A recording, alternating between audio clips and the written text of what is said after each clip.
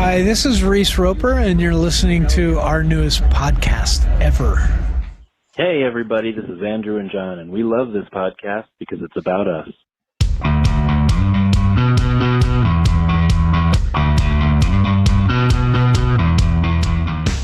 Welcome to Magnified Pod, the second season, our newest podcast ever. John Potter has dumps like a truck. I'm Andrew. I'm John. This is our podcast, and we're back. Yeah. So, episode 2, newest podcast ever, our newest album ever, best episode ever? We'll see. I don't know. We'll see. I feel like that first episode, we're getting back into our rhythm a bit. Yeah, that's true. And I did my stretches tonight. I also have a beer this time. Yeah, I have met multiple of those guys. Yeah, I'm just gonna go ahead and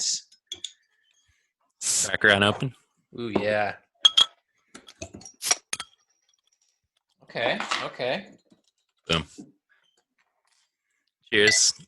Cheers, bro. Another magnified hops down the hatch. Shout out my buddy Eric. So I've been toying with the idea of getting some of that Best Life IPA again since they re-released it. Yeah, I keep seeing people sharing pics of it in places like Texas. Yeah, or should I say Best Life? Yes, you should. Cheers, bro. Cheers, man. Clink. All right. What's the verdict? All right. Now, we discussed this a bit last episode, but he brewed this for us in like July. So It's not an ideal time to drink it. No. But I think it's still good. I think it still holds up. It's a perfectly serviceable IPA. Wow. That's going to be the pull quote on the poster for the beer. Oh, man. I think it's great, Eric. Did you hear me not say? What did you hear me say? Perfectly serviceable. 5 out of 5. I wish that we consumed these 6 months ago. Still good. It's still good. Yeah, it is definitely got that West Coast vibe. Yeah. But it's a balance. I'm actually third or fourth sip in. I'm actually more impressed with it than maybe that first initial sip when I was trying to ascertain the style, and then I remembered the West Coast. Hops. It's West Coast and Midwest hops in a beautiful fusion. It's the future. That's right. Well, maybe by the end of the ep, you'll upgrade it from serviceable to adequate. So we'll see. Fuck you. I was not trying to be an asshole, okay? Whatever. I'm just going to move off of this. It's delicious. It is good. Send us and make us more beer, everyone. Yeah, if somebody wants to make us some beer, well, I feel like it's weird that Tom C hasn't sent us a case of Best Life yet, but I assume it's just on its way. Yeah, I think it got lost in the mail with all of our other SpawnCon. We, But anyway, so 5 Iron, 5 days ago, tweeted out 2020 new 5 Iron album, asterisk, maybe.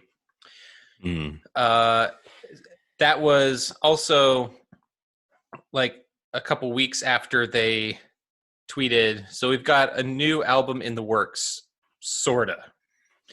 So they're just kind of being a bunch of dicks about this, like getting everybody excited, getting everybody but not too excited. Not too excited.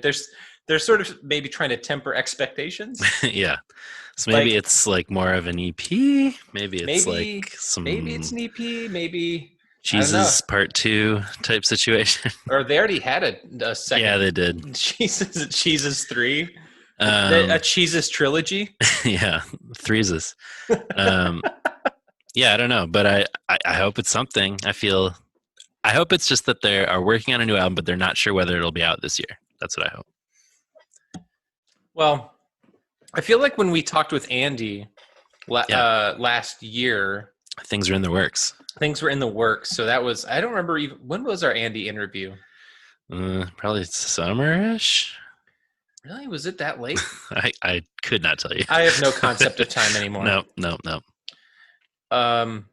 So speaking of things since our last episode, like that transition. That was good. Speaking of things. Speaking of times we have talked. That's our new segment. Yep. So our first episode that came out just last week, on January 6th. Word. We talked about the Rise of Skywalker. And when we had recorded the episode, it had not come out just yet. Right. So we have both since seen it. We have both since compiled mentally thoughts and ideas.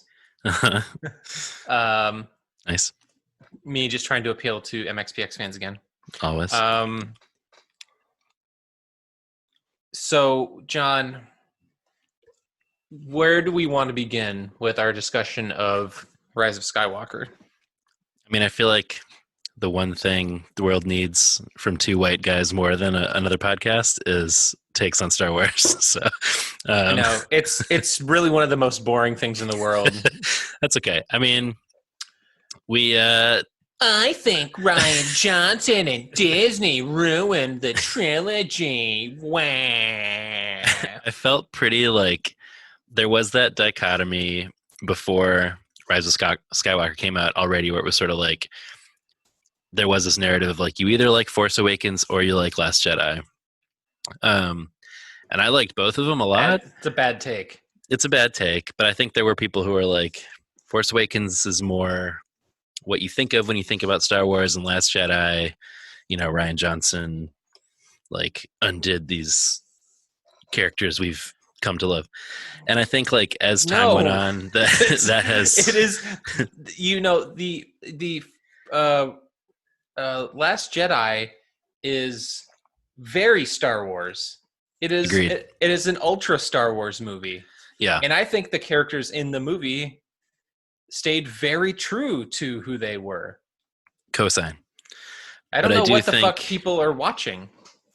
I think it was surprising initially, and maybe like I really liked it initially, but even after the first time I saw it, I was like, boy, I don't know, I need to process that. And then the second time I saw it, I was like, is this the best Star Wars movie? Because it is so surprising and it's so satisfying as a story on its own without having to worry about, is it a quote unquote good Star Wars story? It's just a good movie.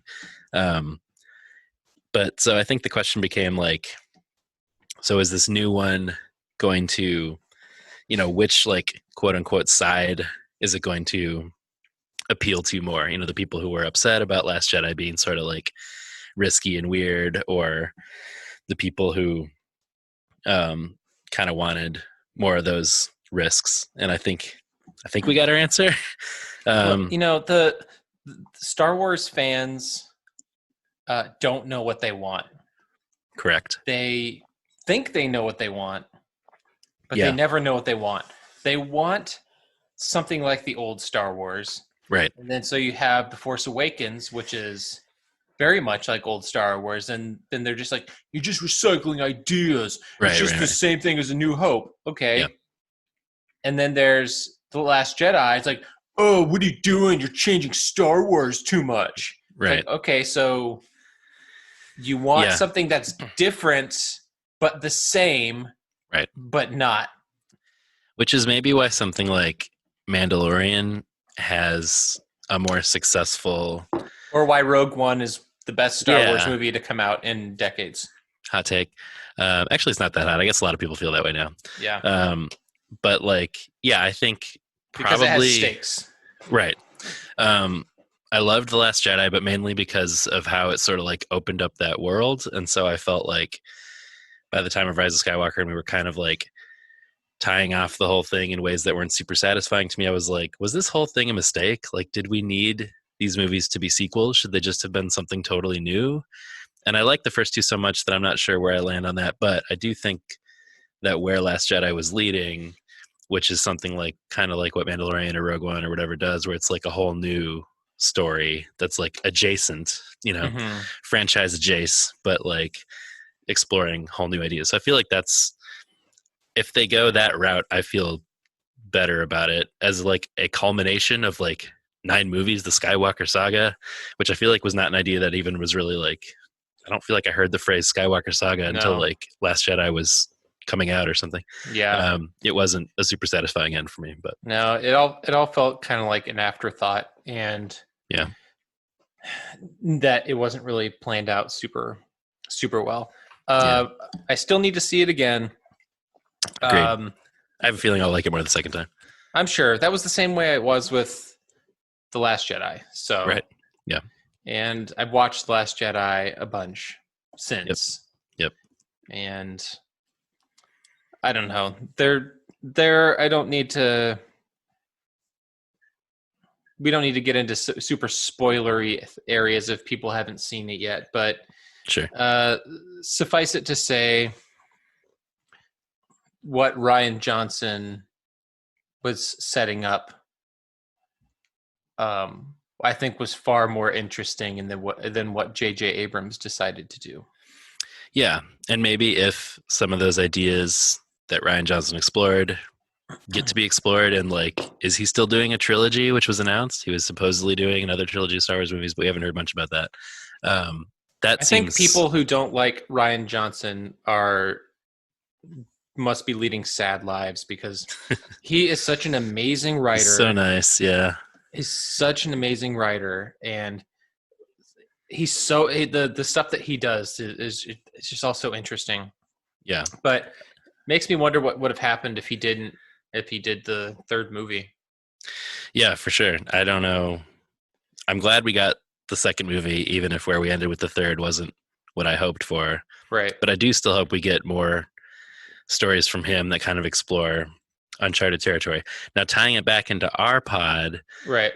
In addition to Rian Johnson being a good writer and a nice person, he's also a former 90s youth group kid. What? So, as you suggested, we need to hashtag get him on the pod. Get him on the pod. I assume he'll be by any day now, maybe for like a Brave Saint Saturn ep.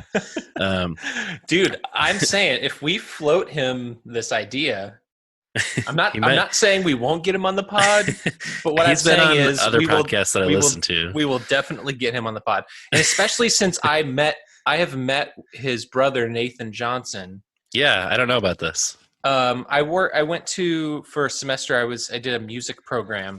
In 2005. Right. And his brother, Nathan Johnson, was in this band called the Cinematic Underground. Good name. And they wrote this amazing concept album. The album, for whatever reason, was written in chiastic form. And I don't even know what that means. So it's sort of like a mirrored like a way palindrome. I guess, I don't know. I don't really know the best way to describe it, but it's like, but yeah, he wrote this album called Anesthesia, and like Anna, like the name ANNA, Anesthesia. But and his band performed at our school, and we were all just like, you're amazing. And he's just such a talented writer. And I think Nathan wrote some music for some of Ryan's films. That sounds familiar. So I think we could probably get them both on the pod. We got to work on something. Yeah, man. But this all came up because someone asked about the song that was in Rian Johnson's movie Knives Out, by Larry Norman, Christian rocker. And he shared that when he was a kid, he was super into Amy Grant and Michael W. Smith, but he was into all the teen local SoCal bands, which like he's got to know about Tooth and Nail. He's got to know about MXPX. He's got to know about the Supertones. Hell yeah, man. You know. Yeah. At any rate, we'll make that happen. That's our promise. Okay, John, do you want to play a game? Oh yeah, I do. So last week we played a game where I asked you, is this a member of a ska band or is it a serial killer? Uh-huh. It has since swept the nation. Yeah, yep. I'm getting hella royalties, and so we're about to blow this studio. Yep. Magpod Studios North is going to be legit. Yep. Get that Hasbro money. Yeah, it's going to be a tabletop game. Yep. It'll be a big deal. No, but instead this week we're playing. Is this a ska band or is this a beer? So much fun, we're going to have so much fun. Ooh, I like it. All right. This maybe I'll do a little bit better at. It wasn't a great final percentage on the serial killer game. No, it was not. All right. Are you ready? As ready as I'll ever be. Okay. The first one is bad manners. Beer. Oh man. Bad Manners. They are an English two-tone ska band led by frontman Buster Bloodvessel. I love that dude. They're most popular during the early 1980s, during a period when the ska revival bands such as Madness, The Specials, and The Selector filled the charts. They spent 111 weeks in the UK singles chart between 1980 and 1983. I bet Danny Leary and many people are yelling at me right now that I don't know them. But sorry, everybody. Sorry. All right. Next. Curiosity 59. Ah, jeez. Beer? Correct. Yay. Curiosity 59 is an American Imperial IPA from Treehouse Brewing in Charlton, Massachusetts. Okay. So for anybody who ever makes it out to Massachusetts and is a fan of craft beer, do yourself a favor and go head up Treehouse Brewing. They have some amazing beers. Cool. Okay, so John, so far 1 for 2. Okay. Third one, let's go bowling. Oh. Well, damn. I know bowling for soup is a thing. That's not what this is. This is something else. No, this is let's go bowling. I'm going to say band. Yes. Yeah, that sounded Let's familiar. Go Bowling is an American third-wave ska band hailing from Fresno, California.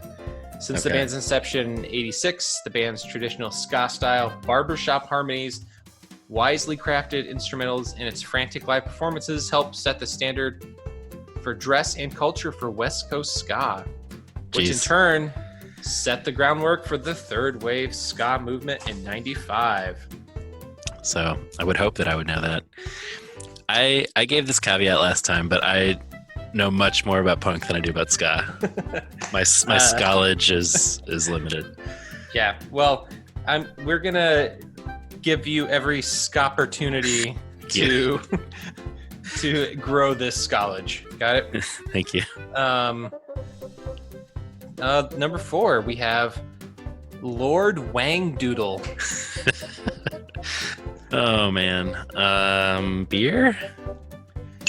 Correct. Yeah. Lord Wangdoodle, Vale Brewing Company from Richmond, Virginia. It's an American Imperial Stout. It's 11.5%. Ooh. It will fuck up your day. Yep. All right. I would like to try that. Yep. Next one, Nelson, baby, with an exclamation point. Nelson, comma, baby, exclamation point. Okay. Band. Oops. There we go. No, whoops. sorry. Yeah, Mixed signals here. Yeah, it is not a band. It is a beer. It is a New England IPA from Alvarado Street Brewing in somewhere in California. Okay.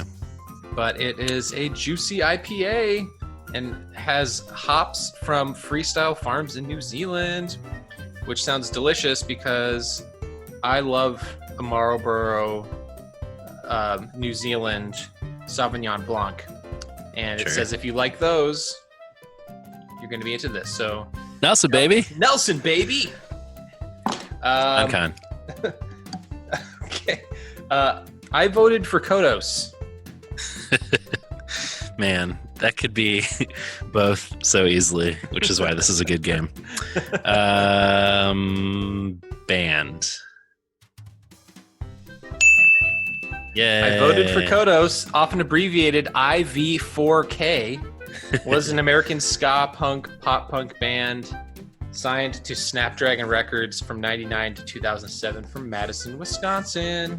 Perfect. There's a rich tradition of bands being named after Simpsons references. That's true.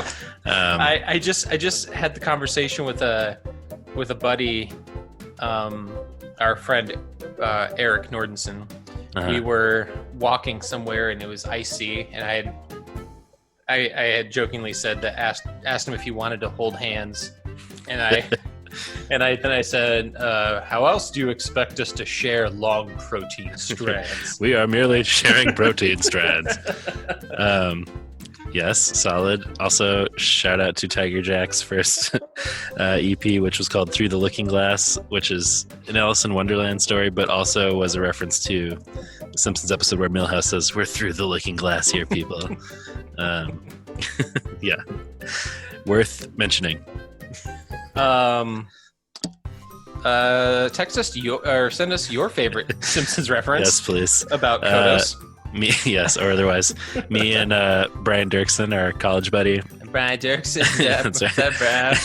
Guys. He and I had a band that never actually played a show, but we wrote some songs that was called Monkey Knife Fight, which was also a Simpsons reference. It is. Anyway, that was what you should have called your band Furious George. I mean, I think there actually is a band called Furious George. I'm sure there are like 90 bands called Furious George. And like 6 IPAs. Well, so speaking of IPAs, should we continue this game? Yeah, let's do it. Okay. Next one, I forget which number this is. Yum Yum Orange. Yum! Exclamation point. Yum! Exclamation point. Orange. Yeah, I feel like you want me to say beer because it sounds like it's a flavor, and so I'll say beer. It is listen to my instincts. Yum Yum Orange is a 6-member Japanese ska band formed in 1999.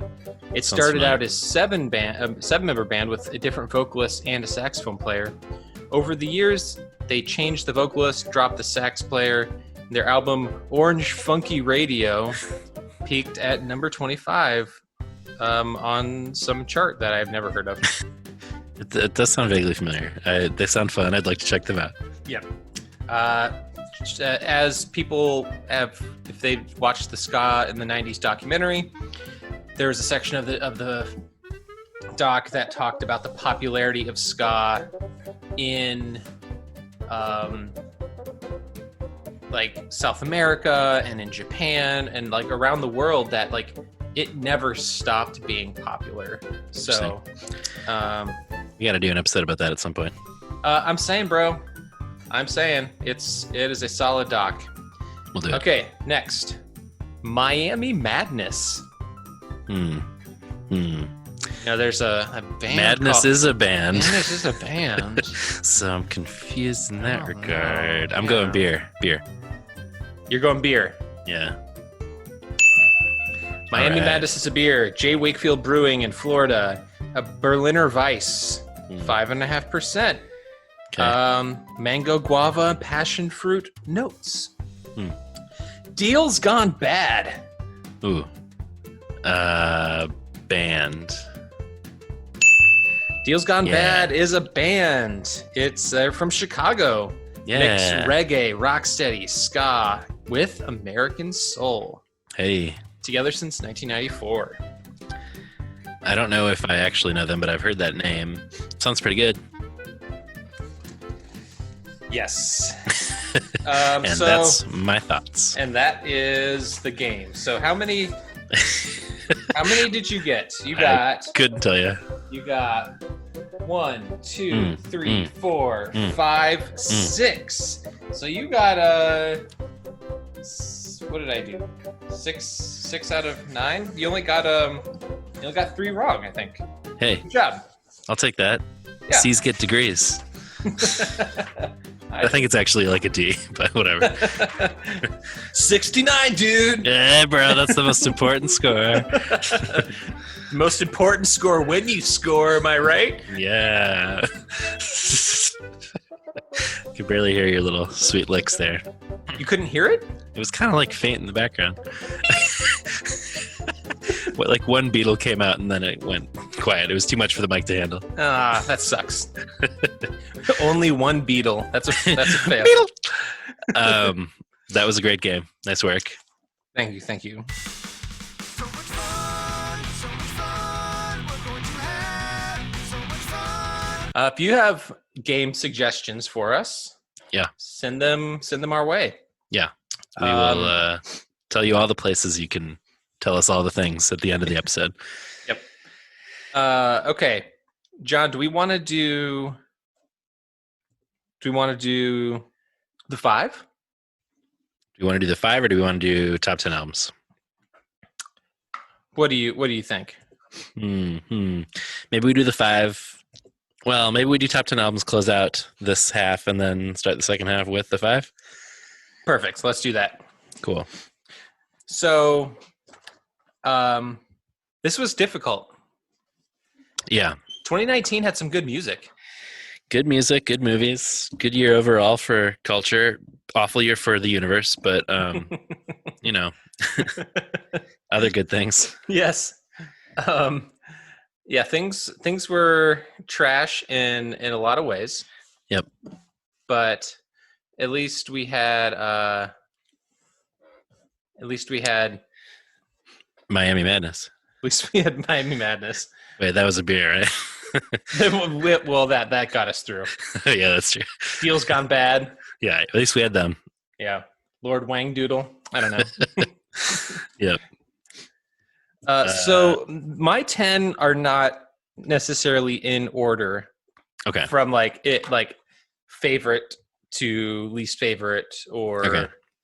but I just don't know how you did it. I did do it. I think this is the same way we did it last year, where you did it that way. I was and I did non-committal. Right. I did it in my anal retentive, obsessive way, where I ranked it. There's a ton of honorable mentions. I had to listen to like a bunch of albums all the way through to make sure they really made my list, that kind of thing. Right. Because that's how I am. Right. But maybe what are we doing? Should we blow through each of ours, or do we trade off? I think we trade off. All right, let's do it. And we trade off if we trade off and if we have something we need to say. We don't need to give a dissertation. I've about each prepared album. many paragraphs about each bullet point, but that's fine. Okay. Well, then I'm just kidding. Okay. Fuck. I have like 6 words. Okay. So one of my albums of the year, Everything Is Fine by Much the Same. Hey, I know those guys. Yeah. That album rules. It is a formidable entry into their catalog. I think it's extremely solid. Really enjoyed our interview with Chris McGrath. He's an excellent guy, an amazing singer, songwriter. The band is just so tight. Yep. And I was just super excited about every song on that record. For sure. I hope we have occasion to see them together at some point, maybe this year. I would love that. Yeah, go back and listen to our Chris McGrath episode if you've not heard it. He's a great dude. My turn. Yeah, go for it. I mean, I compare these two records a lot, much the same, and Lizzo's "Cause I Love You." They're both just like wall-to-wall bangers, you know? Sure. No, I think the Lizzo record has to be like my number one because there's probably no album I listened to more this year, and she's just had like such an ascendant year. Where at the beginning of the year I was like, "Oh yeah, she's this rapper from the Twin Cities," and telling some people about her, and then by the end it's like, "Oh, is she like the most famous sort of hip hop / R&B singer there is right now?" Maybe. But anyway, that's a great record. Yeah. I don't know if there's anybody who's had a more meteoric rise. Yeah, certainly. That album is probably in my honorable mentions. Okay. Well, there is another album that I put on there instead that I'll just go there. So it was between the Lizzo record and the Brittany Howard Jamie record. Stay tuned for my number 2. Yeah. So Jamie is on my list. So okay, cool. Why don't you go ahead and share your thoughts and feelings about it? It rules. I mean, I knew this would make both of our lists, but so this is Brittany Howard, the lead singer of the Alabama Shakes. This is her first solo record, and I love the Shakes, but this is so eclectic. There's so many different kinds of styles. She's just like such a great performer and great voice, but also such a great songwriter. I love this record. Yep. Yeah. My next one, the band Oso Oso, their album Basking in the Glow. I don't know. I mean, there are some albums, the albums that I have on here, I've listened to a lot, but I think this Oso Oso record, I've listened to almost more than anything else this year when I first started listening to it. Cool. This dude, from Long Beach, New York, and he was in a band called State Lines, and so this is like, I think he had another album before this as Oso Oso, but this one just sounds so great, and it's 2019 emo, man, and it works. And I first heard this on The Current, amazing radio station in the Twin Cities, and I was like, am I discovering new music on the radio? I think I am. And I know.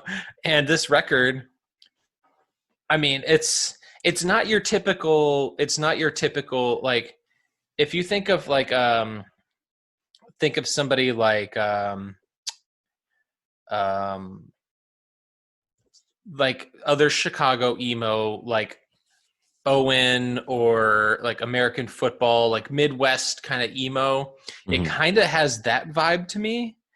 Because when you think of like East Coast emo, you think of kind of like Taking Back Sunday or Brand New or something like that. Sure. This to me feels a little bit more Midwest, but cool. Amazing record. Yeah. I don't know them super well. I need to do a deeper dive.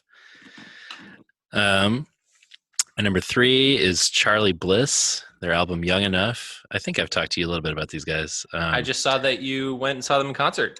Yeah, they played Chicago a couple times this year, but they played like on the 30th or something of December, and I was like, I need to close out the year seeing them, and it was a really great show. It kind of hits this like 90s rock sweet spot hard for me. Great guitar hooks, and she's got, it's a female lead singer.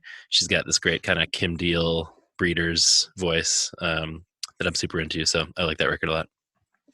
Boom.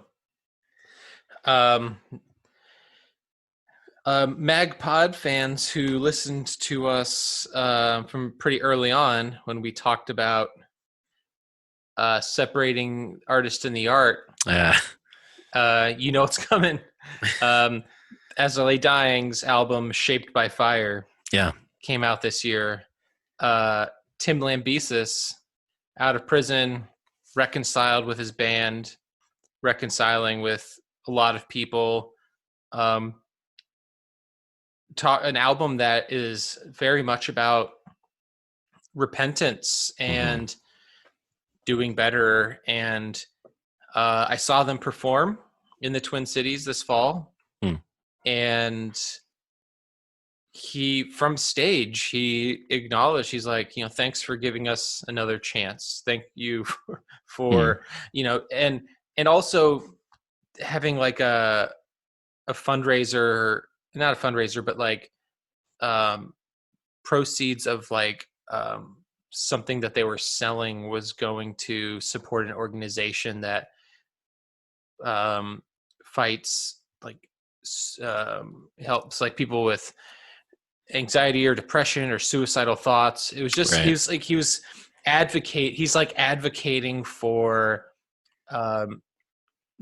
good things. And I think he's really earnestly trying to in a biblical way, the repenting is not just about saying you're sorry and asking for forgiveness, but changing your habits, making amends, doing better,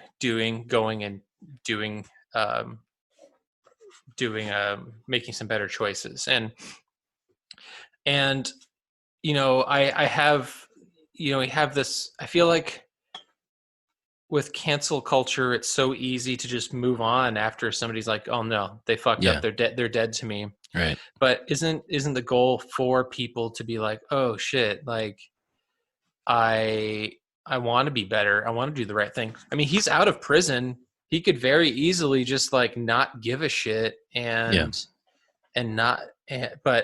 I've seen so many As I Lay Dying fans be like, I don't care what he did. It was the music rules. Right. But like, and so it's not like he would necessarily lose.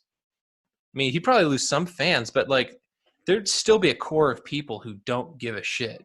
Yeah. So I feel like this is the best case scenario, that he's making music and he's trying to do the right thing. Yeah. I remember you wrestling on the pod with like how you would respond if they made new music and if you liked it, like how you would sort of process that.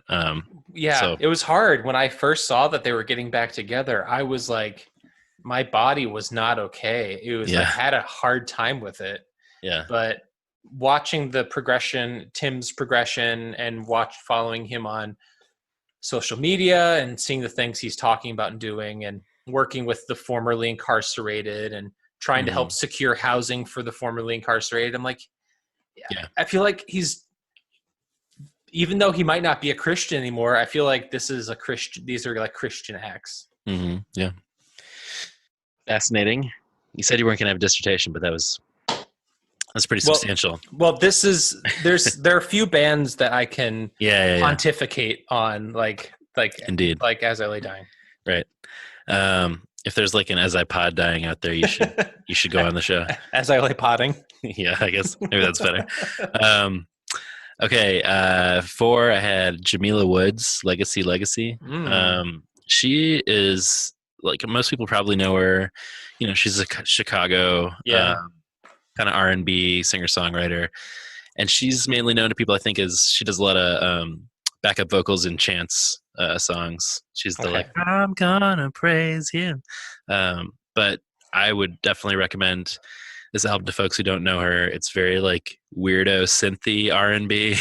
And each song is named after a different kind of icon of art or like activism. Super cool album. I like a lot. I haven't listened to that record, but I've been feeling like I should. It's good. You should check it out. Next for me, Masked Intruder. 3. Masked Intruder, a goofy band of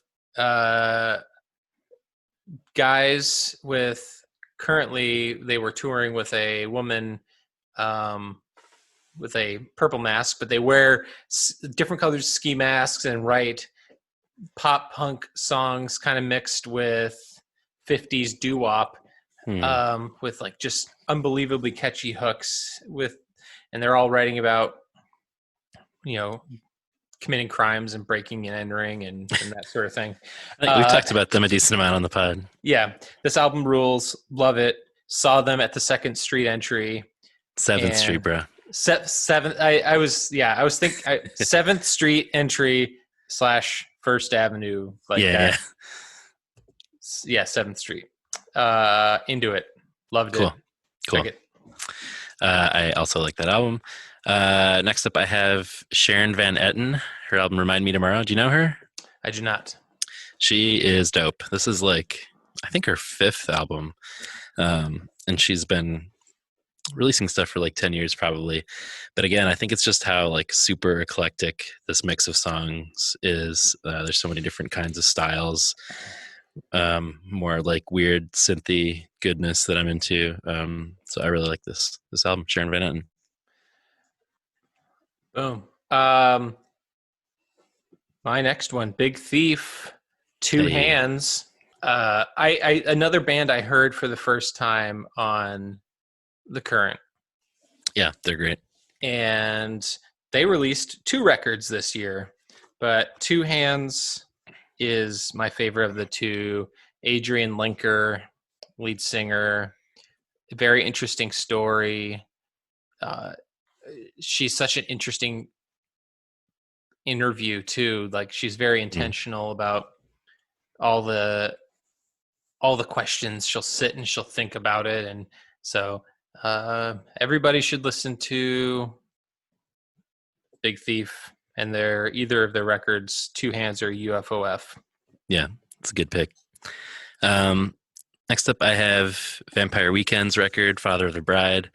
It's not my favorite of theirs, but it really worked for me eventually. It's kind of like The Last Jedi of their albums for me. I don't know.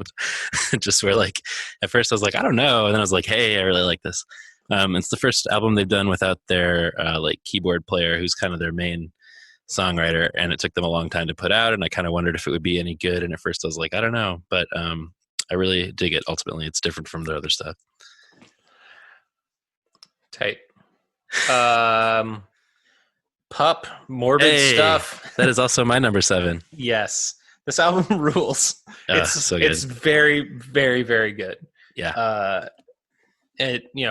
Pop punk, Canadian band, has, I don't know, what would you call, like, has some hardcore punk elements to it. For sure. A little noisy. Got those sort of 90s Weezery riffs too. Yeah. Dark. It's pretty dark. Yeah. But yeah. Yeah, you've been talking about them for a while, and I know a lot of people have, and I've heard them here and there, but it wasn't really until this album that I fully sat down and listened to the whole thing, and I love it. I'm a latecomer, but it rules. Yeah. My next one is Railer by Lagwagon. Their first record in 5 years. Yeah. And, just skate punk, Lagwagon, they're legends. It fucking rips. They tear it up. I forget. Did you see them this year? I did not. I think I can't remember I think they toured some, and they're touring more next year, if I remember right. Oh, I'd love to see them. Yeah, that would be fun. I can't remember if I've ever seen them or not, but anyway, good call. I have another pick, and it is Kim Gordon's album, No Home Record. I don't know if I think it's No Home Record, but in my head I always say like No Home Record. Anyway, she's the bassist and backup vocalist from Sonic Youth. Sonic Youth split up, not amicably, in divorce between her and Thurston Moore a long time ago. I mean, like, I don't know, not that long, but definitely years ago now. And this is her first solo record. And she's definitely securing her identity post Sonic Youth as like she's still super out there. I think she's like in her late 60s, but this album is nuts. Like it's that kind of noisy Sonic Youth stuff that you love, but again, it's like very eclectic, lots of different kinds of styles, and she's just still shredding and kicking ass. And I hope she keeps doing that and more people listen to her than Thurston Moore stuff. Yeah, I co-signed that. Cool. Cattle Decapitation. Oh, I don't know that. The death metal band, their album Death Atlas. It's heavy as fuck. They're like death grind. Wikipedia says extreme metal. Okay, all right. I don't know what that means. Can you tell me? Well, it's. I would say it's more like death metal with grind. It's just like just super fast. Okay. Like really technical stuff. Technical drums, technical riffs. But this album, like if you look at the Death Atlas album cover, it's the Grim Reaper skeleton holding a smoking earth on its back with an hourglass that's empty, which is like sounds about right. Yeah, but I mean, so much of this album is about the state of the world and climate change, and you look at some of the song titles: "The Geocide," "Absolute Destitute," "The Great Dying." This is "Time's Cruel Curtain." These are this. In the past, they've written also a lot about animal cruelty, vegetarianism, the meat industrial, factory farming. They're just like so a lot of it has been like focused on like animal rights too. But so these guys are checking a lot of boxes for me. Yeah, cool. Check them out. Next up, I have Bon Iver's record, I. Sure. Yeah. What do you think about that album? I can be kind of mixed on Bon Iver. I don't know. I think that's how most people feel these days. I've always liked him. I was one of those people who felt like I only really got into him when he got like super weird and spacey with these last two records. He's kind of weird. And a lot of people who were into the quieter acoustic stuff were like, I can't follow him on this journey, but I'm so into it. And this is another one that's just like continuing in that super spacey vibe. I just think he does so many interesting things as a songwriter and a singer. So I like that album a lot. Right on.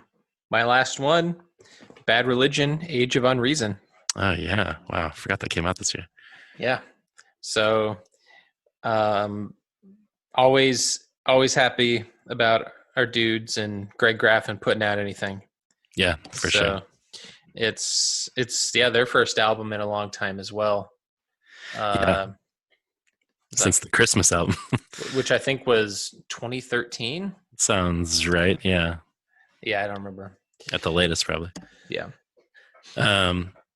Yeah, we had some long ongoing joke about Bad Religion. Now I don't even remember what it was. Oh, I think that Stephen Edgerton was in Bad Religion. Right. Not Descendants.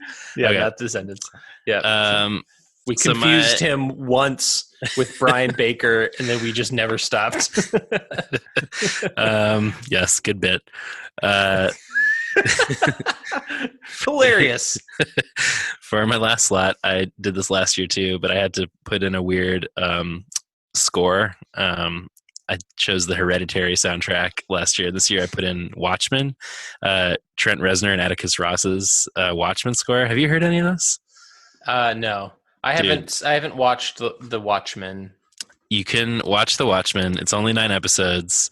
It's like incredible. It's like action packed and super interesting visually and story wise, but it's also about race and politics and American history and just so much. And the score rules. Like I am a big Nine Inch Nails fan from back in the day. I think their scoring in general has been really interesting, and I think this is among the best of it. So there's 3 volumes, but I'm kind of considering it a piece. So anyway, Watchmen soundtrack. Boom. I'll throw out those menchies. Those menchies? Those honorable mentions. Those honorable menchies, as I said, Lizzo, Yep. the FK Twigs record. Yep, she's in mine. I think I'm trying to think if I think Strung Out had a record come out last year. That what was the name of the record? If that's the Songs of Armor and Devotion. Yeah, that would probably be on my probably be on my honorable mentions as well. Okay. I have like 20, so I'll just blow through real quick. Yeah, I didn't go ham on my honorable mentions. Okay, I went pretty ham, so get ready for the ham sandwich. Right. I mean, I would include much the same as well. Friends of the Pod, the Jenny Lewis album, the Graveyard Club album. I've talked about them on the show before. Wise Blood. She maybe put out like my favorite song of the year. Angel Olsen, also really good songs on that record. Nick Cave's new album is like, will knock you out. Billie Eilish, where do you stand on her? Do you know Billie Eilish? I've listened to approximately 0 Billie Eilish songs. That's kind of how I felt up until a certain point where I was like, I'm not coming at this from any judgment. No. I just mean like, I feel old. Who is this person? Yeah, she's like 17 or something. And and she's like crushing it.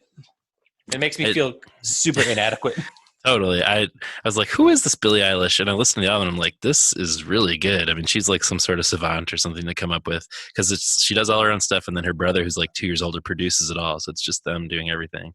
That's nuts. And I was like, I really like this album. I think I'll maybe go see her on tour. And I looked it up and it's like 2 sold out United Center shows, and I was like, oh right, I'm like out of the culture. Like the kids knew about this and bought up the tickets, and I won't be like catching her at the Aragon or whatever. She's not going to come to the Metro. No, I don't think so. The Highwomen, the alt country supergroup. Yeah, Slater Kinney, one of my favorite bands. Not one of my favorite albums of theirs, but I still like it. National, always solid. Sure. Solange, another good album, and FK Twigs. I'm sure there's tons of others, but those are the big ones. So hooray for music of 2019. Here's hoping that 2020 has some good records. Five Iron Frenzy be among them. That would be awesome. Hey, so why don't we take a break? When we come back, we'll do the 5, and then we will get into the second album of 1997 from Five Iron Frenzy. How about that shit? I like that shit. All right.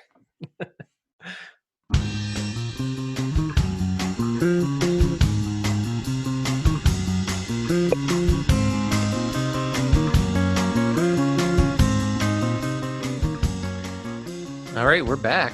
Yeah. And we're going to be talking our newest album ever. But before we get to that, John, I'm going to crack open another perfectly serviceable beer. One of those PSBs? Dude, yeah, man. Those magnified pod PSBs. It's like an IPA, but a little more average. Yeah. I mean... Or an ESB, I guess. It's an it's it's not an ESB, it's a PSB. Yep. Did you say you wanted an ESB? No, I want a PSB, bro. What's that? Pretty serviceable beer. Pretty serviceable beer. Perfectly serviceable.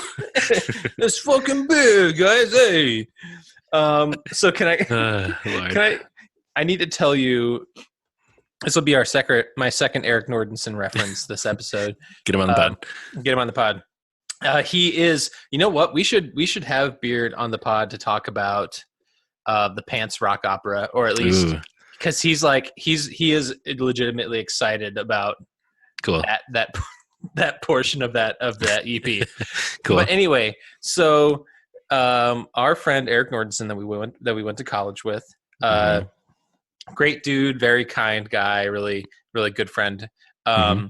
He is one of my, like, if you want somebody who will yes and you in any joke, just go in on a joke with you.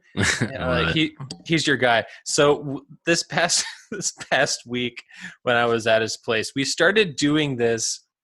You know how about like my New Jersey accent is kind of like my just let's go. Hey, what's going on over here? That's like my stupid. And so we started ending every phrase with over here. So it'd be like, hey, just having a perfectly serviceable beer over here. Yeah. I'm just trying to watch this episode of The Mandalorian over here. Yeah, just recording a new episode of the podcast over here. Hey. It's like, what are you doing over there over here? My God. And so every one of our jokes, we just, much like on this podcast, drive it into the ground. Right. But it's always funny. Always funny to us. I support that very much. Which is why the intro is like, we love this podcast because it's about us. Yep. Accurate. Is it funny to us? It's staying in. It gets 5 stars from us. 5 stars. Would subscribe, like and subscribe, smash that subscribe button. Yep. Anyway, all right, John. Yes. Hello. Let's get into our 5s. Yep. We're doing the 5. Drop it. Oh my God! Okay, it's happening. Everybody stay calm. What's the Everybody procedure, stay calm. everyone? What's the procedure? Stay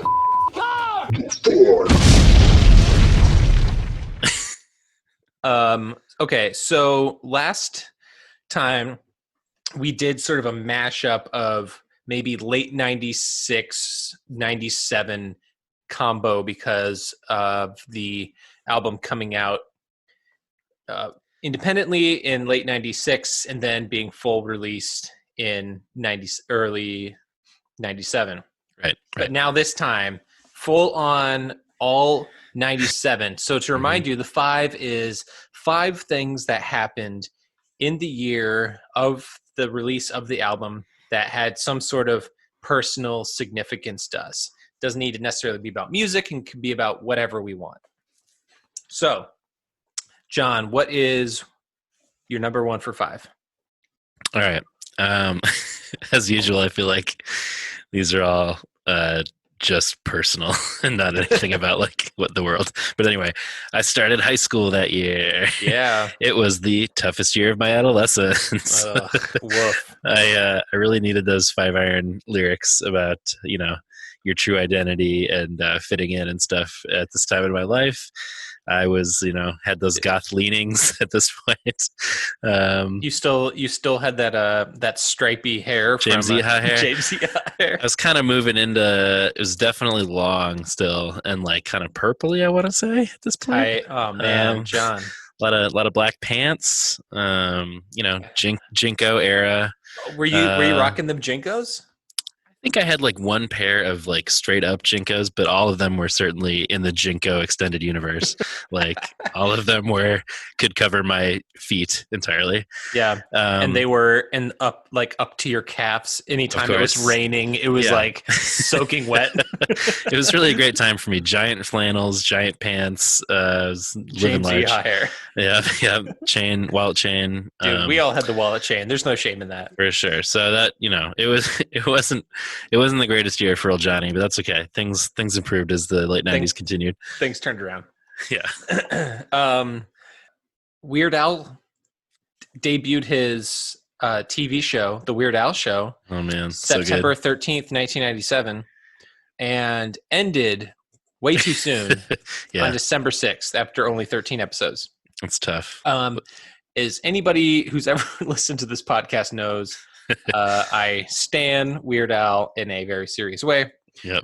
I literally just learned today, Andy Verdecchio, drummer for 5 Iron Frenzy, is also a friend of the show. We interviewed him. He loves Weird Al a lot too. Nice. And that makes me love Andy even more.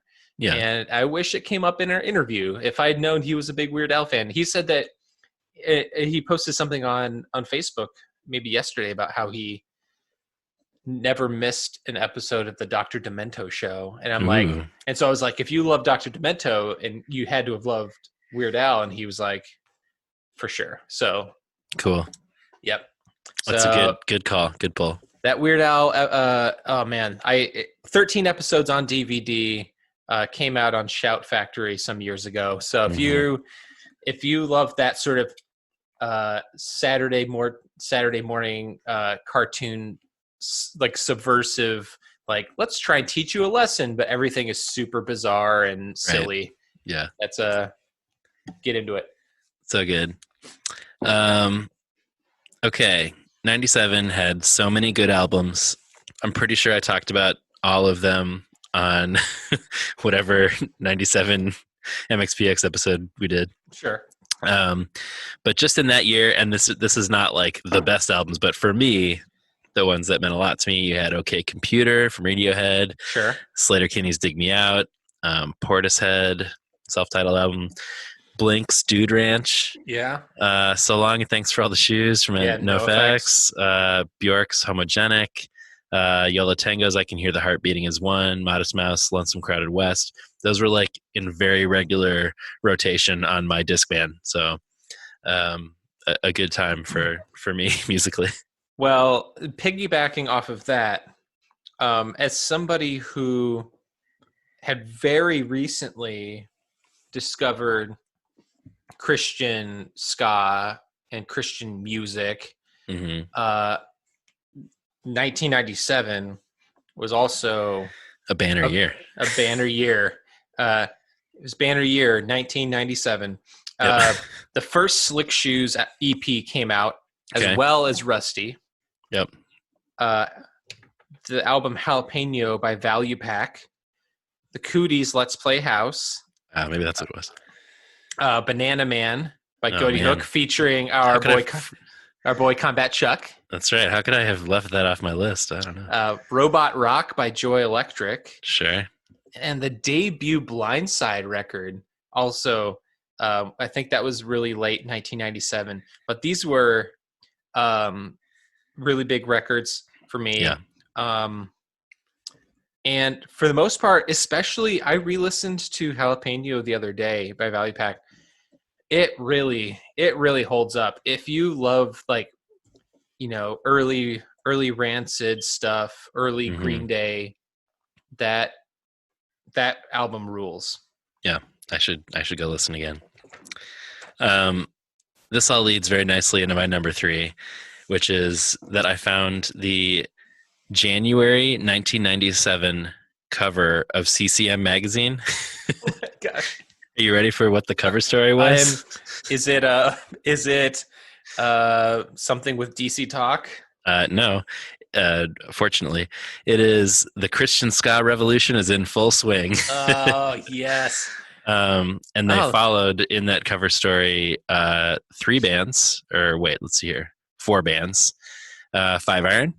Boom. Insiders. Boom. Supertones. Sure. And Squad 5-0? Yes. Mark? I mean, would you count them as a ska revolution participant?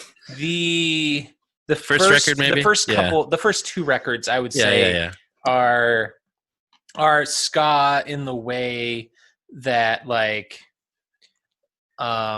maybe like Op Ivy was ska. Yeah. Okay, that's fair. Yeah, I guess it gets you into the territory of, like, do you need horns to be ska? Which I don't think. The answer is yes. So that's fair enough. Anyway, it just, like, crystallized that, like, 1997 truly the year of Christian ska. Yeah. Yep. 1997, Harry Potter, dude, and Sorcerer's Stone. That's my next one as well. Yeah. With the caveat that I unfortunately didn't start reading Harry Potter until 2003. Okay. When the 5th book came out, so I was blowing it for those first 6 years. Wow. Were you watching the movies or no? No. Wow. It was when I was studying abroad in Sweden, that fall semester, and I was working at a summer camp, and all these kids were like losing their minds over the 5th book, all like sitting in their bunks reading this book. Mm-hmm. And I was like, you know what? Maybe I should read these books. So I took the first 2 to Sweden with me and absolutely devoured them. Yeah. And it became an obsession. Yeah. So from that point on. Yeah, I kind of have a caveat too that I didn't read it in 97. I read the first one before the first movie came out. So, and I think that was in like 2001. So sometime in those late 90s, I started actually reading the books. And then pretty much by the time of like, I don't know, the second movie, I was on track for having read all the books before the movies came out. But yeah, that has been big in both of our lives. Fact. I just realized that my next 2 are kind of bummers. Okay. So well, I have a positive one to end on. So okay, you do that. Then I will. I'll start with the biggest bummer. So I'll end on the lesser of the bummers. Okay, how about that? Sounds good. This was a big deal for me. Chris Farley died in December 18th, 1997. And do you know how old he was? Oof, like younger than us for sure. He was 33. That's wild. And I'm going to be 36. I think from the day we're recording this, we're a month from today, the day we're recording this. Right. And I don't think I realized like how young he truly is as I'm like reflecting on like that is so young. Yeah, that's crazy. And I was looking at his IMDb, and he only really worked professionally for 8 years. Wow, yeah, that's pretty wild. So, or like 7 or 8 years, because he started doing something with like in the year 1990. I think he maybe and then so by 97 he had died, and then like he had a movie come out posthumously. So right. like maybe 7 years. Yeah, pretty wild. And just think of like the impact he had at that time and on culture, and how his memory remains over 20 years later. It's just it's totally unbelievable. Yeah, and then I feel like it was only like a few months after that Phil Hartman died. Oh, and that was like what a weird year. Yeah. Anyway. Yeah. Under also extremely tragic. Yeah. Different totally. but tragic. Yes. You're correct. That is a bummer. But I'm glad you mentioned it. It was significant for me. I was 100%. Yeah. I was obsessed with Tommy Boy and yes, cosign. So I was just like, that was my favorite movie of the time. I watched it. I mean, I have to have seen that movie literally dozens and dozens of times. Fact. Okay. Well, mine is less important to the culture at large, but I just wanted to mention that summer of 97, I saw get this lineup together. No Doubt, Weezer, and Face to Face. Where does Face to Face come into this? Those hot young pop punk newcomers, I guess. I don't know. I mean, they're all sort of pop punk adjacent, but as a punk at that stage, it was like Face to Face was very exciting to have part of that lineup. Well, Face to Face rules. Correct. And it was a great show. It was like, No Doubt was kind of like right on the edge of being like, can we still like them? Like, are they too big now? But I think that lineup sold it. And I still like all those bands, at least of the albums that they put out up until 1997. So, are we talking Weezer here, or? I mean, Face to Face, I like all their records, but like, the first two, I don't know about their post 97 legacy as much. Yeah, this is that SNL sketch coming to life, right? You know, I felt that very deeply. Arguing over the Weezer discography. Yeah. I was team Matt Damon in that one, I think. Okay, so this would have been my 8th grade year. And this would be the year I would have my first girlfriend. Hey. So we started dating because we were in a play together, and when you do theater, as you know, you spend a lot of one-on-one time and significant time with a group of people, and so oftentimes you also have a lot of downtime if you're not in every scene, you know, you're not rehearsing a scene, you're like off stage and like doing homework or doing something else. And so I was spending a lot of time with this girl, Katie, and I believe she goes by Kate now. We're friends on Facebook. Has she come up on the pod before? Maybe. Okay, I can't remember. Did I talk about how I broke up with her like a dick? Well, maybe. Let's keep going. Okay, I don't know. I feel like an asshole. I broke up with her like an asshole. Like, she was very sweet, but it just seemed it's like it was just not a personality match, and I literally gave her the "It's not you, it's me." Did she say, "Don't give me the it's not you, it's me"? I invented "It's not you, it's me." Yeah, I was dating George Costanza. That's so weird. I thought so. Yeah, I broke up with her during gym class. And oh man, we were playing volleyball, and I was just like, "Yeah, it's not you, it's me." And then I was like, I skipped away because I'm like, "Yeah, this is over." And like, over there, this relationship is over over there. It's hey, it's over over there. It's over here. Peace. Andrew out. Andrew out. Yeah, I'm too much of a hot commodity to be locked down in one relationship. Was the Lord of her? It wasn't a faith issue? It was not a faith issue. It was it was a personality thing. I just think that we weren't. I was also 13. What do I know? Yeah. Well, I have shared on the pod about how when I was 13 and a complete idiot, I, following the Billy Graham crusade featuring DC Talk that I attended, broke up with my Jewish girlfriend because the Lord wasn't the Lord of her, bro, you know? Yeah. And friends are friends forever only when the Lord's the Lord of both of us. Yeah, we were stupid. Correct. No, but Katie was very sweet and I was just a dumb boy. So yeah, get her on the pod. No, definitely. Let's get our ex like middle school, high school girlfriends on the pod. Ex-girlfriend pod is a great idea. That's an awful idea. Hit us up, Kate, Juliet, Definitely. Oh shit, John. Oh, I definitely have some short-term girlfriends from like a short-term girlfriend from high school that I was just like. Also, young Andrew was an asshole.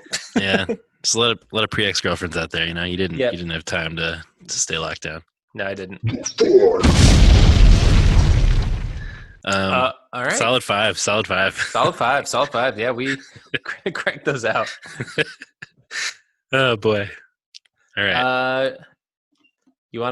Should we? I think we should do this. Yeah. Should we do this? I was born ready. You're born ready? Okay. Well, let's get into our newest album ever with the opening track, Handbook for the Sellout. Hey.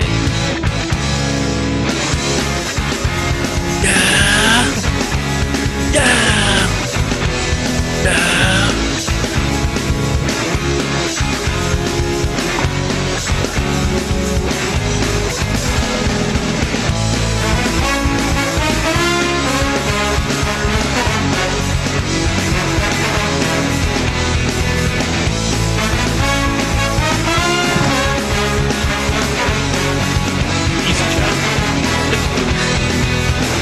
Found a way to draw a line between the world and you.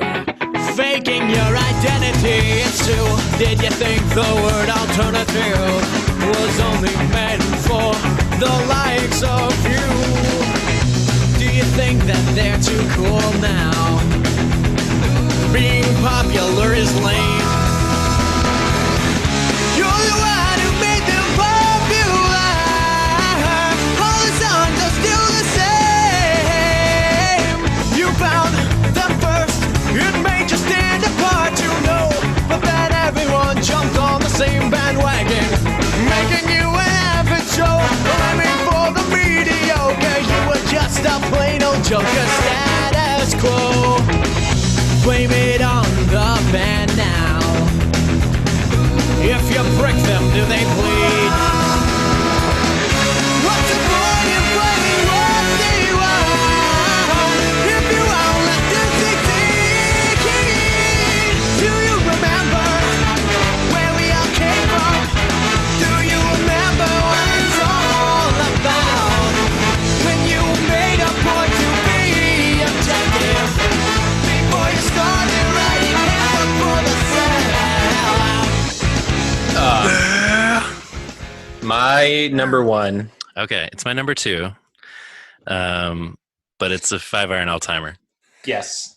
Sorry, I got a little too excited miming those trumpets, and I knocked my mic across the table.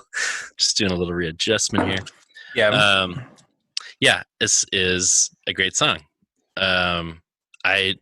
So we should give a little context about the album overall. Sure. Produced by Masaki Liu, like Upbeats and Beatdowns. Released November 11th, 97 on 5 Minute Walk Records. This one made it to number 176 on the Billboard 200. Pretty good. That's a big deal. Number 9 on Billboard's top Christian albums. Also pretty good. And yeah, I said this last time, but this is my favorite 5-iron album. There are no bad songs on it. That's my take. There's not even really any songs that I'm like meh on. So I'll be curious to hear what you think. But it's such a theologically and politically weighty album. The songs are so good. I'm very into this record. So anyway. Yep. And the last record that Scott would do with them until the band reunited in 2011. Unless you're counting Quantity's Job 1, which is not an LP, but very important. Okay, but okay. That's fair. But Scott is, I think we can probably agree, the post Scott years. Yeah. There's a reason these albums rule, and I think Scott and Dennis are pivotal to a lot of the songwriting, but Scott it would seem he was one of the strongest musical songwriters in the band. Yeah, I mentioned this last time, but when he left was when I fell off a little bit. I followed them all the way through, but it's really these first 2 LPs and Quantity's Job 1 that I just absolutely love, and nothing ever quite got back to that level for me. But I'm excited to go through them again, and maybe there'll be some new revelations. But yeah, he seemed pretty fundamental to the 5-iron sound that I loved the most. So but yeah, so this song, Handbook for the Sellout, is I don't know, what do you think, in the handful of sort of most important 5-iron songs, if you want to call them that? Absolutely. Yeah. They open most every show with it. I would even say it's one of the quintessential, you put it up there with something like Blue Comb, Dandelions, Every New Day, just it's a, this record rules, but this song especially is, there's no way they can't not play this at a show. It's for sure. It's an absolute classic. Yeah. It's, similar thematically to Cool Enough for You in terms of kind of like the But drawing more- divisions. but like effective in a way that. But the line is, what's the point in playing what they want if you won't let them succeed? Yeah, It's like the most important thing about a band is what it means for you, not what it means for the band. sure. Yeah. And this and you especially of all people know this is a gentle bus tossing, about like about selling out and what it meant to sell out, and Yes. and that was something that was important to a young Johnny.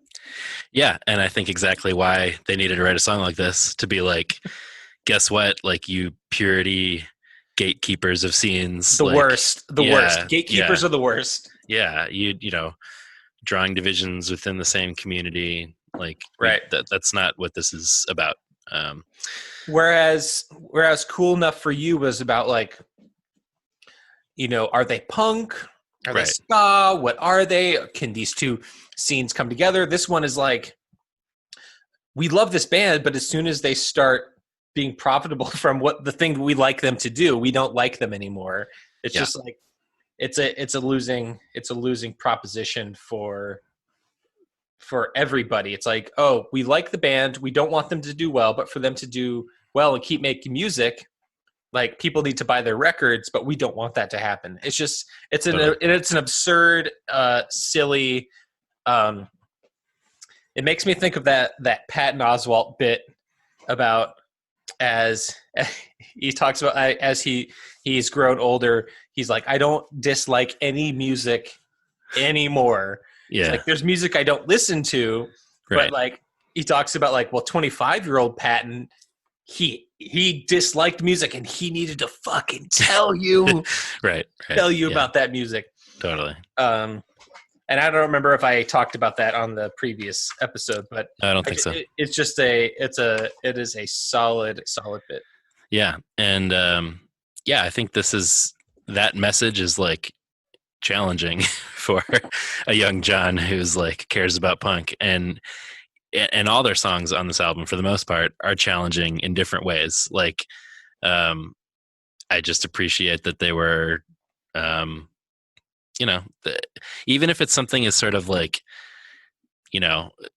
ostensibly silly as like the merits of selling out or not, it still is wrestling with some interesting ideas about like, what does it mean to succeed for artists that you cared about within a small community, and it gets into that stuff very thoughtfully.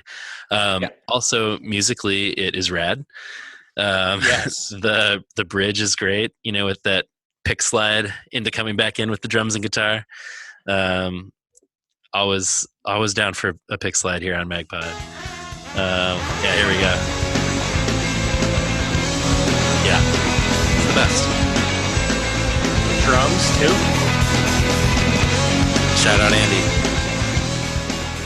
Shouts to Andy V. He's the guy. He is the guy. All right. So, John, I had mentioned somewhere around the top of the show Mm-hmm. That there was a cover. Yes. These kids have got to be like maybe 13. It definitely looks like a church coffee house situation. It's not even a church coffee house. This is 100%. church. This is like the church. Like, they are on the stage of the church, like doing like practice. The pastor like gave them permission to like, rehearse in the church. So Been they're there. like, they're this band, Applied Sciences. Sounds like good a name. band. Good name. From almost 7 years ago. These kids. Wow, this is recent. These kids are probably in college now, is my guess. Okay, get 'em on Applied Sciences, if you're out there, 81 views on this video. Hey. Their band rehearsal handbook for the sellout. Let's give it a listen. And we are live.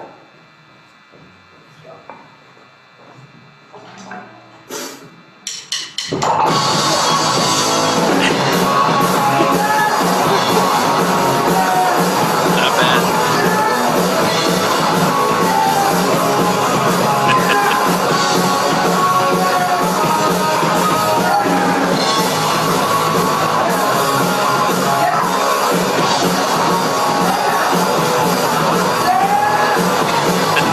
horns, of course. No. I did that. I'm waiting for those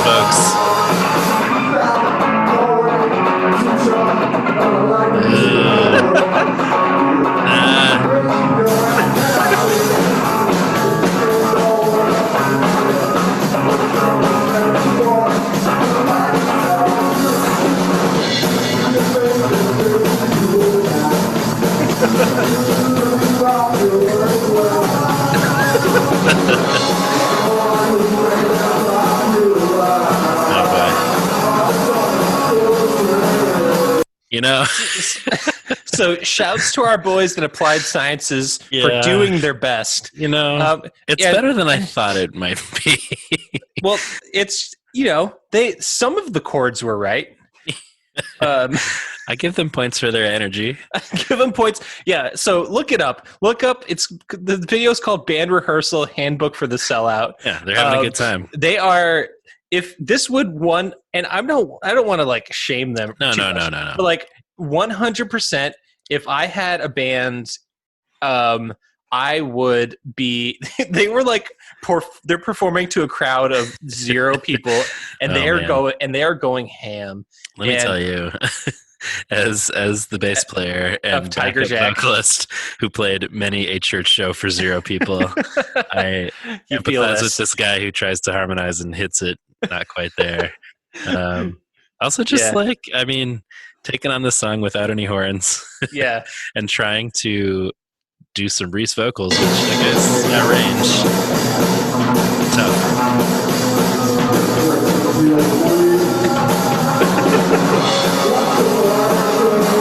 Oh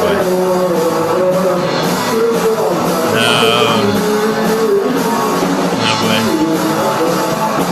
No. It just doesn't work an octave lower, bro. No, it doesn't. No.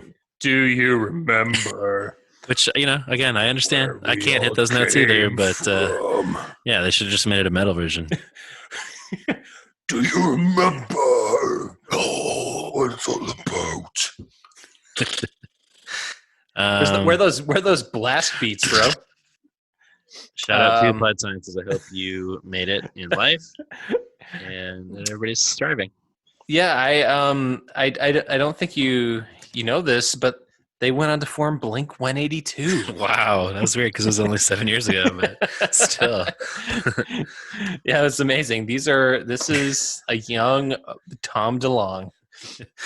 Well, keep on playing that acoustic guitar plugged into distortion for some reason. Yeah, it's if it were Tom DeLonge, it would be. Do you remember? You're the one that made them different. Oh, that's so perfect. Different. Shout out to All Tom their DeLonge. songs are still the same. That's an impression that will return. I can't believe it took us this long. Well, you've done it before, but I feel like that really Jumped on the same bandwagon. Oh my gosh. I don't even remember what I was going to say. My memory is wiped clean. But I'm sorry. No, shout out to that guy because like some of those UFO things were true. Did we talk about this already? Have you guys heard about this? You read this in the news. You see this? What else? Yeah, what else is going on? What else is going on in the news? Tom DeLonge. He's been doing all this UFO stuff for years, and everybody's like, "What is this guy doing?" To the Stars Academy or something. And he's like, "I got some stuff going on with the government, and I can't talk about it." And you're just like, "Oh, that guy went fully crazy. That's sad." Which is, whatever. That's not a word I should say, but you know what I'm saying. But like, he was right. Like, all these government agencies put out statements that were like, "Yeah, he has actual footage of UFOs. We don't know what they are. We'll keep working with him on it." I'm like, "Oh, this is a real thing." So shout out to that guy. He's really unlocked some of our UFO information.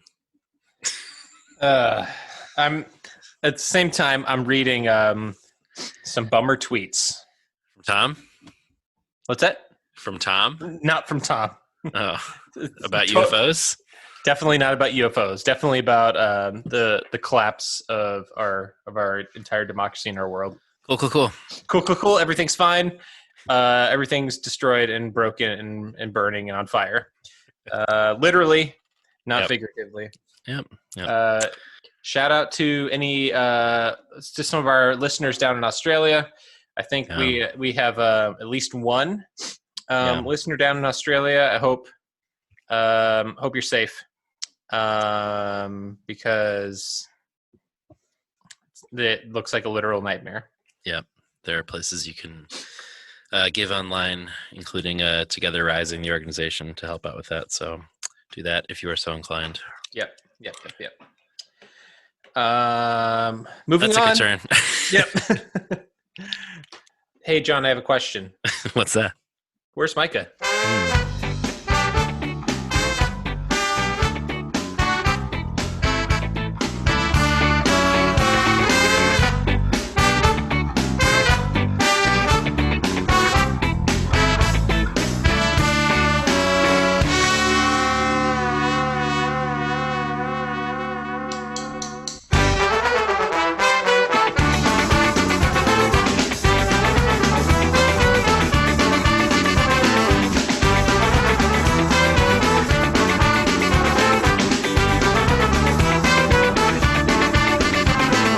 It's 5 minutes from the soul, so where the heck did Micah go? I don't know, he's not around. Didn't hear him make a sound. 12 bells we could not find, think we left him be. Have you seen him, Micah? Where did Micah go, Micah? Should be at a show, Micah. Guess that we should find him, Micah. Cause we kind of like him here.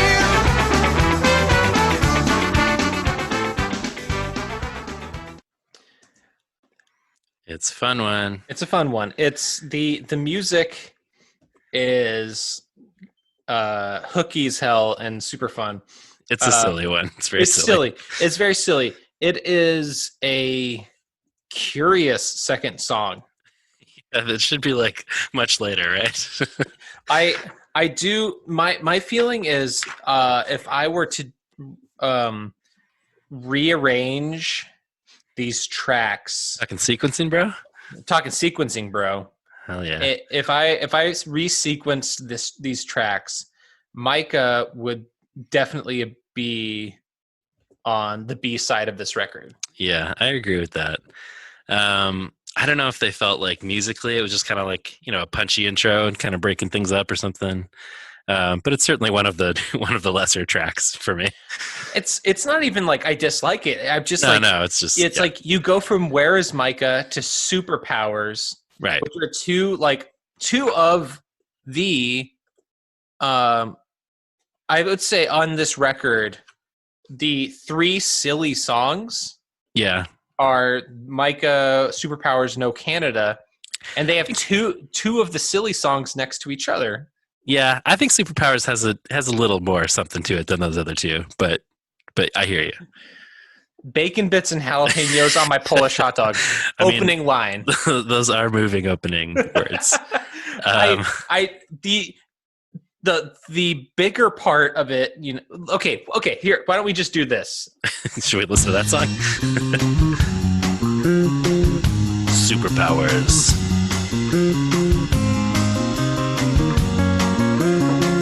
Bass rolls. Oh yeah.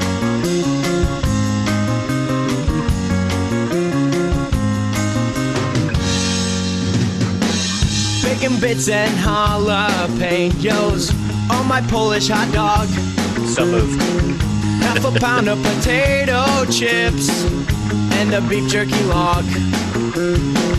Press my face to the window, rapper sticks to my shirt. 8 people in a stinky van, a couple more couldn't hurt. Eat some food off the floor. I've developed a taste for bread mold. Ride around in a van, don't take a shower for 6 weeks. And we've been given superpowers. Ask us for an autograph. We sing, we dance, we'll make you laugh. Don't you want to be like us?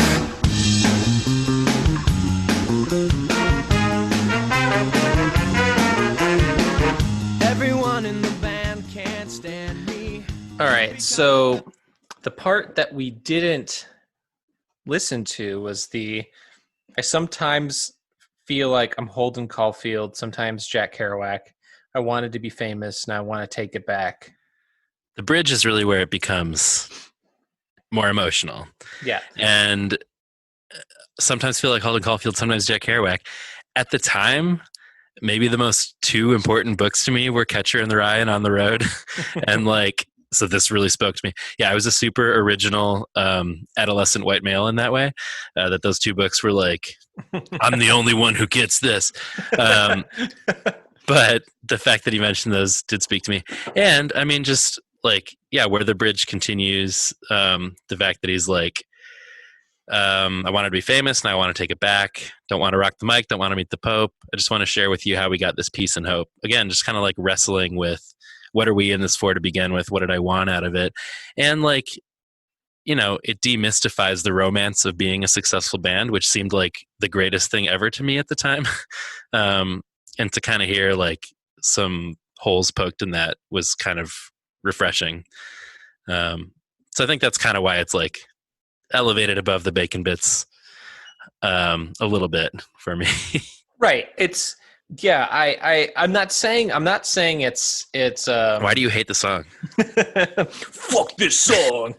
No, it does have a little bit more emotional depth in that latter half, but like it's still silly. It's still silly, and especially like when we get to the proof that the youth are revolting, you know, and they hear some of the like ways that Reese kind of changed some of the lyrics in this song. Everyone in the band can't stand me, you know, just because, you know, whatever and then he changes the words. But what is 1997 Christian ska famous? It's like sure. I mean, famous relatively speaking in the scene, but yeah, it's I think this is their album where they're wrestling with like mild fame, where they're like, oh, so now people are telling us how we need to write our music, telling us like we have expectations for how we interact with our fans. You know, that sort of like telling us what sort of God we believe in or should believe in or whatever. Yeah. So I think this is almost like a lot of these songs are just like a response to like the fallout from like the popularity from their first record and being on the road, it seems. Yeah. I think that's where I, you know, maybe not famous, but just famous in the sense of like they were touring a lot and on the road. And I do think about this image that he like on the road, like like a certain Jack Kerouac, like a certain Jack Kerouac. Hey, he's out there. Hey, he's on the road over here. He's over there finding the dreamers. Okay, he doesn't want to be stuck in a boring routine life over there. Yeah, he's just like wants to be like Golden Caulfield over here. Who's the catcher in this rye over here? Oh, get out of here! Get out of here! Get out of here over here! That's just ridiculous. So welcome to Magnified Pod. Yeah. It's get on in. It's just fine in here. I don't know. Feels great. Fully submerged. I think like just the idea of like suggesting that touring kind of sucks and that like it's not that fun, and the realization of being like, all I wanted to be was a band that was successful enough to tour. And then once you're on tour, you're like, this is not really great. That has really stuck with me. Also, he says, you know, don't want to meet the Pope. The Supertones opened for the Pope. Do you know about this? So which Pope are we talking? This would have been JP2. What? Because that was like, I mean, it was right around this time. I don't think this was a response to that, because I think it came after that. But I do remember that, yeah, when the Pope came somewhere in the States. They did some rally or whatever. Supertones played before. Anyway, so maybe it's a wink to that. But yeah, just that's like a certain level of. Were they throwing some shade at well, it could be. at Matt? You know what? Before I make such suggestions, let me fire up the old Google machine here. Yeah, hit that Googer. And while you're doing that, let me just say, like, in my very limited times in bands, I was in a band that did a tour in they said stinky van. I will say shitty van. It was a nightmare of a van. Right. And I don't know if I've ever told you this, but this van that we gave it a nickname. We called it the murder van. you may have mentioned this. I don't remember. It was a disaster of a van. Yeah. But we drove from Chicago to the East Coast. We played shows in Pennsylvania, New Jersey, and New York. We played New Jersey over here. But it was hard. Yeah. And it was not fun. Yeah. And for somebody who has anxiety, I was like, totally. This is a lot. This is a lot to do. Yeah. This is such like well-trod territory. But when you start thinking about the fact that like what percentage of your time you're fuck actually... me, I guess, right? My story's bullshit. Who cares? I didn't mean you. I meant I'm not saying anything new by sharing this. But when you think about like the amount of time that you're actually on stage playing your set versus everything that surrounds that, it's so tiny, and you ostensibly enjoy those moments. Right. But so much of the rest is hard. Okay, my sources are telling me that the Supertones opened for the Pope in 1999. So this was not throwing shade at that. Okay. But maybe it was like a thing that was happening that was like ska bands opening for the Pope, you know? It's or maybe Matt from the Supertones was like, hey, maybe we should open for the Pope over here. What do you think you are? Five Iron's like, I'm not going to open for the Pope over here. Not the Pope over here. Get the fuck out of here. You know how you talk to the Pope. JP2. JP2, you like the Supertones? Get the fuck out of here. JP2, huge ska fan, by the way. I think wasn't that part of Vatican II? I think. Yeah, they're like, pick it up. Also, we can talk in English now. Okay. Fistful of Sand. Yeah.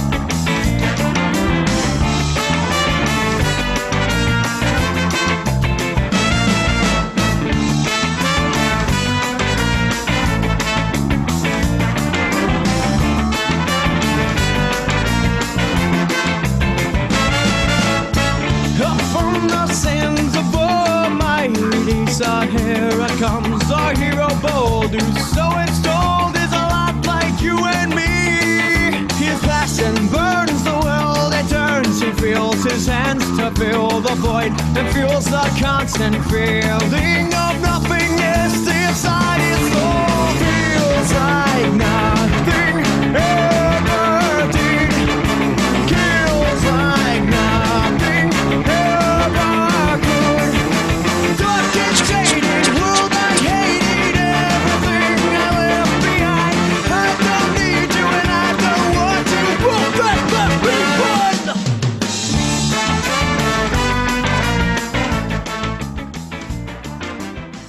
So my cat just came in the room, so I'm fully anticipating that she jumps on me any second. She loves the song. She loves Fistful of Sand, and so does John, because it's his.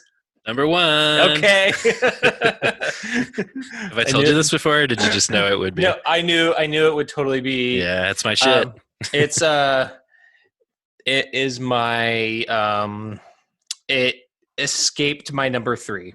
Okay. So it was between this and another song, and it just barely missed out. Yeah.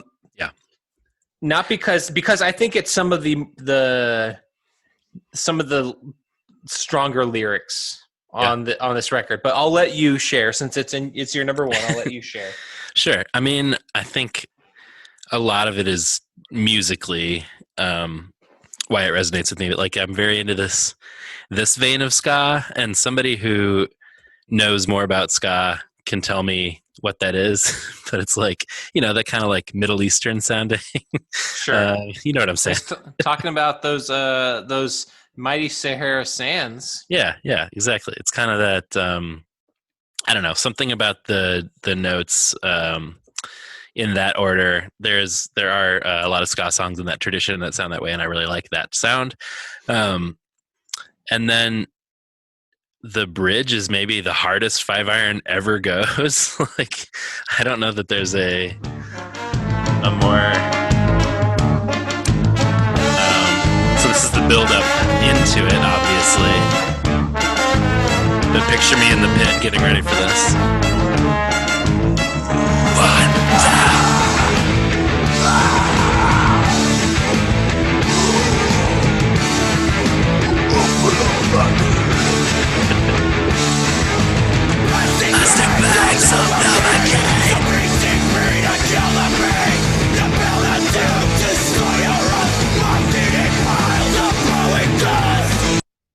I mean, it's just the greatest thing ever. Again, shouts to our boy Andy Verdecchio for doing the hardcore vocals on that song. Is that not Reese there? No, that's Andy. Oh, that makes so much sense. Wow, good job, Andy. His estimation just grew even more for me. This is the Andy app appreciation. The pod. Andy appreciation pod. I love that dude. Yeah, how much? Okay, let's rewind to that MXPX 5-iron show where they covered Op Ivy. Oh man, it makes so much sense. And Andy did the vocals. He's amazing. He's the best. I somehow never knew that, he's the fucking best. He's the best over here. I've seen that song played enough times. I don't know if I just didn't observe that it was, whatever. But anyway, I love that. And then like thematically, like you're saying, I mean, as best as I can follow, I believe it's a pull from Ecclesiastes. This idea of pursuing, kind of material things, only to realize that they're mirages, and so you're drinking sand. You only have a fistful of sand. Yeah. So are we saying are we talking about Ecclesiastes over here? talking about one of the best books in the Bible over here? I mean, yeah, I would say that. Ecclesiastes is tight. It's a banger. It's a banger. Wall-to-wall bangers. Yep. Yeah, there's a lot of, the idea of like the emptiness of pursuing material things to fill a void of meaning is definitely a recurring theme in Ecclesiastes. Build a tomb to store your rust, moth-eaten piles of blowing dust. That is so metal. I love it so much. It's so metal. That's some cattle decapitation, right? What are they called again? Yeah, cattle decapitation. Yeah. Same vibe. Anyway, that song is very important to me. It's very good. It's top 4. Cool.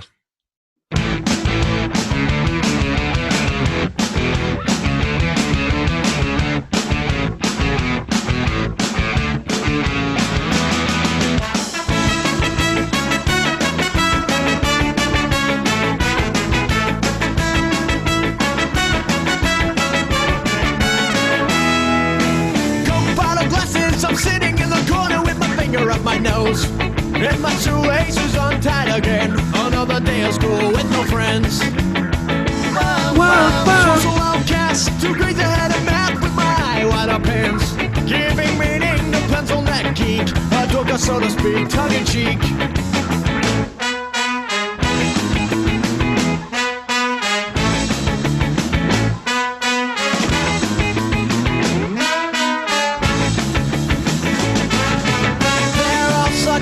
Punching me, get in line for a wedgie.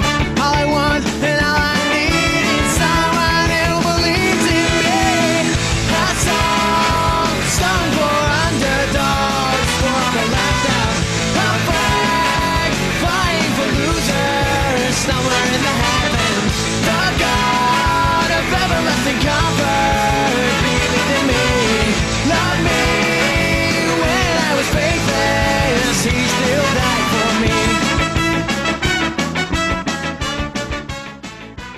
Sucker Punch. It's my number 3. Okay, cool. It's a definite top 3 contender for me. Yeah, this is what I'm saying. It was between Fistful of Sand and Sucker Punch, and then after Fistful of Sand ended and Sucker Punch came on, it's just so infectious. It's great. And the chorus is just so soaring. Yeah, totally. But it's also, some people might be curious as to like why. Sure.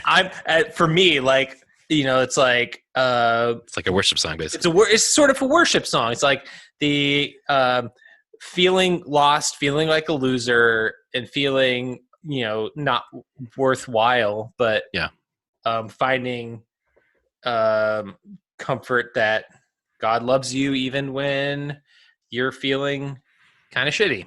Yep. But the song is just so infectious, and it's also I love this idea that Reese is writing an anthem for people who feel weird. And you know, if you were a punk fan or a ska fan or an alternative kid back in the 90s, you weren't especially cool. No, that was not a cool time to be alternative. Nowadays it's so mainstream, but this is the time of like Hollister and Abercrombie and Fitch and be like, if you were like one of these alternative kids, it was not, you were kind of a joke. And so it to me, it was like, hey, you know, at least in this song, he's like, I got you, I see you. Yeah, totally. I 100% agree with all that. I think, again, kind of like Cool Enough for You, it's a song about kind of trying to fit in somewhere, and then finding, you know, peace and comfort. Like, yeah, I just, as a teen, trying to fit into a scene and find an identity, I found a lot of peace in this idea that, like, God of everlasting comfort believed in me, even as like a loser, somebody left out. It's among the, like, I think why the times when this record goes to very like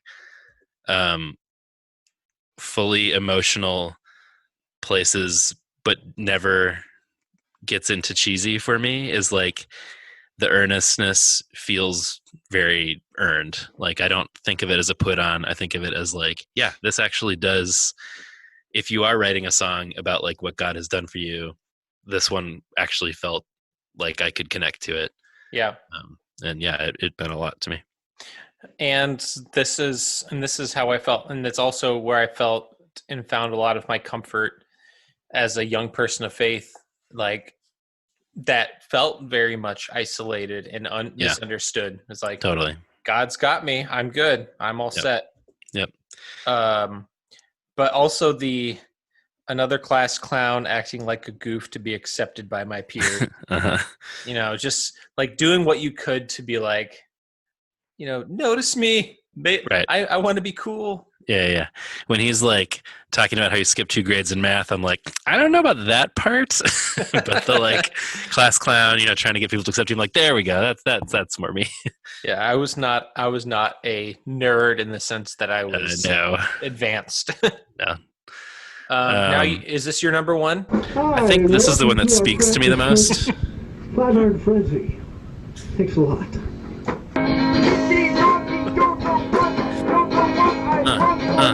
Yeah, fire. Love you. Straight fire. Doggy. Yeah, I love you. No, okay. Shout out Kitty Doggy for being like a pretty listenable kind of like middle of the album joke track. I'm more of a Kingdom of the Dinosaurs guy. Yeah. We'll get to the Godzilla song later too. So. Oh shit. Luke Home, 1978.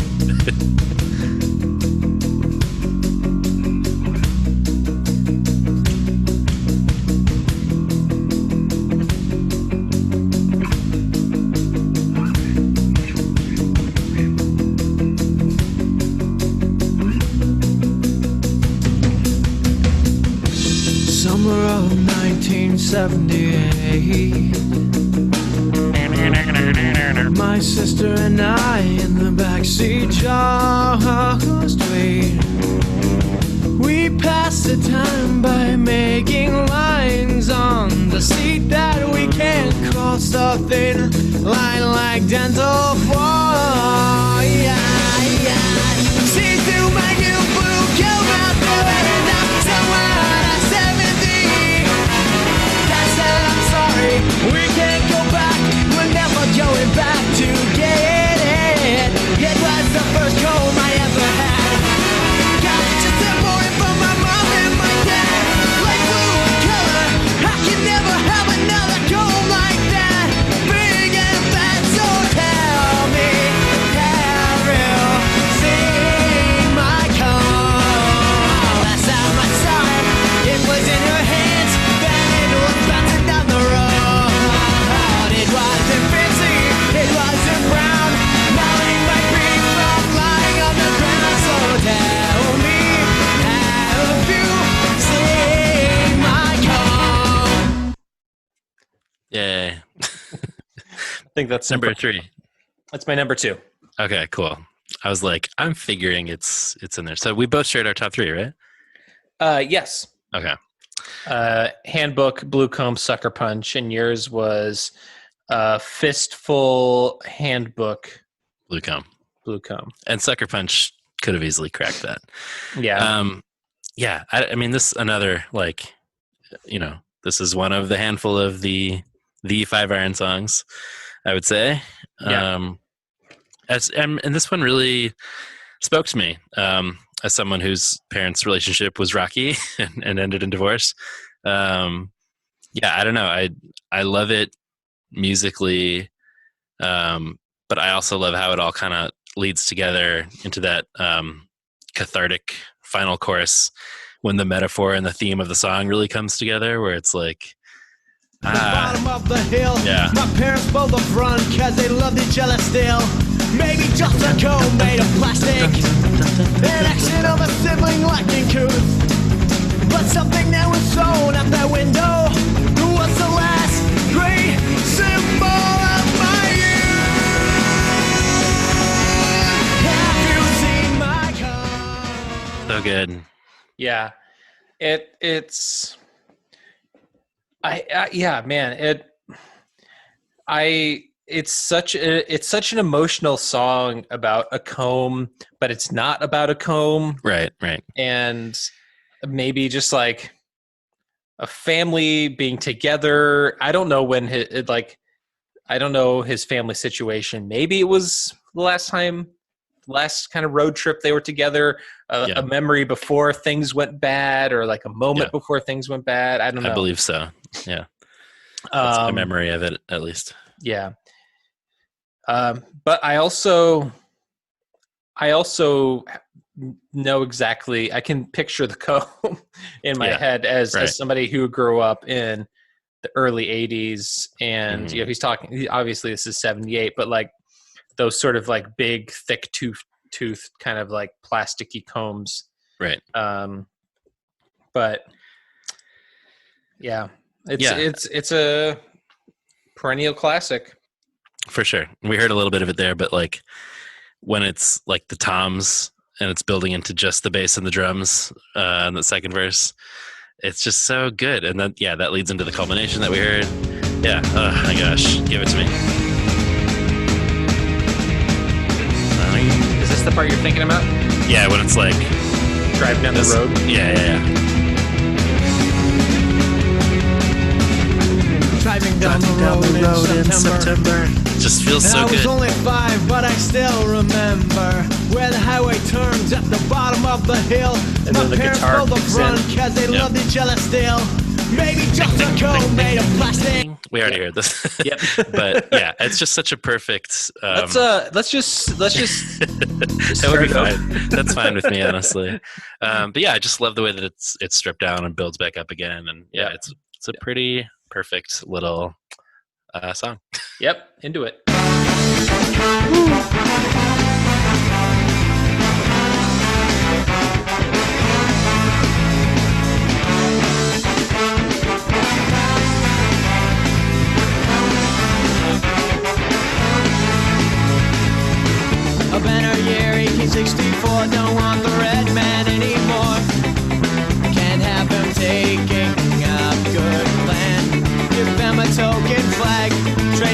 shake some hands, tell them the white stripes stand for peace. Say if they raise red wine and blue coats will never suit at you, but stripes will lose their teeth. The ghetto was their chief. He only wanted peace under the flag. A massacre at St. Creek. Wave your flag, salivate, stirring feelings of pride and hate. A piece of cloth can't hold your faith. No flag flies, no banner waves. See me and people above his empty grave. No one knows where he lies, and no one knows why he had to die.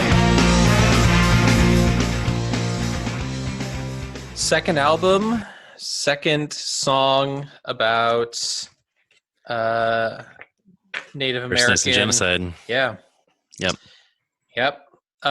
So we've been shouting out Reese in his songwriting, and Scott and his and Dennis and their musical songwriting, and Andy.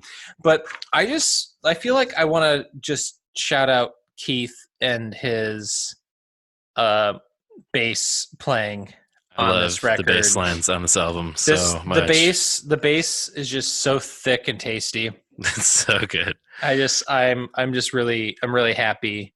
Yeah. But also, like, everybody on this record brings it.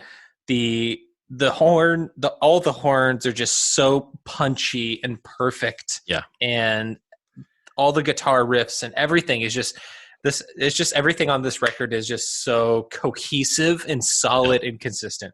Yeah, it sounds great. I mean, the song structures, the production, it's really, for me, it's them at the top of their game. So Yeah. Yeah, this is a definite top 3 contender for me as well. Yeah, like you said, it's about the Sand Creek Massacre of 1864, the murder of Chief Black Kettle by U.S. troops, and just the whole idea of, he was told that waving the flag would save him, but ultimately it did not. And just how potent a metaphor that is for so much, that like the lies of nationalism and manifest destiny. And this was another, like, I was talking about throwing up the 5-iron political lyrics on my AIM away message, or Hell yeah. Makeout Club profile page, whatever. Like the whole wave your flag, salivate, stirring feelings of pride and hate, a piece of cloth can't hold your faith. Just naming the sort of blasphemy and idolatry of conflating faith with country. Yeah. John, what's that like in 2020? Yeah, I wouldn't know. A lot of this album feels very prescient still. So yeah, and that sucks. yeah, sure does. I mean, it sucks to think that things have gotten worse, right? In the past 23 years. Yeah, we need ska again to guide us. We need another ska against racism tour is what we need. I would take it. I would be so pumped if there's another ska against racism tour. Get some Suicide Machines, get some 5-iron. Please. Get some Less Than Jake, right? Less Than Jake. Yeah. I'm sure MU330 was there. Probably. Whoever was on Asian Man was probably right. They were there. But yeah, I mean, that idea to me always felt very powerful, that like our banners, our flags as people are sort of empty promises, but God's is a banner of love, like that. That always really moved me. And even as a kid, like, it's just another one for me that like, oh, there's a lot going on here. Yeah.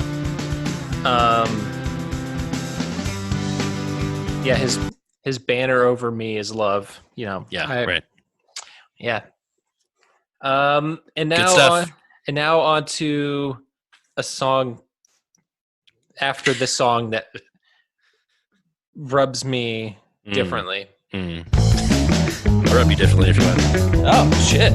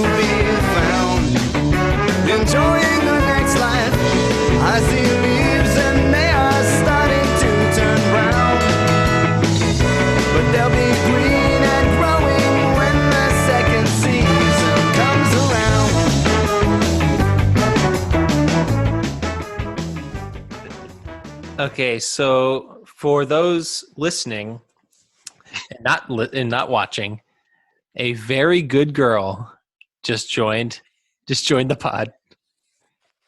Harry. She's not saying much. She's not saying much. But much like Kevin, she loves this album, so she had to come in. And Yeah, say we hi.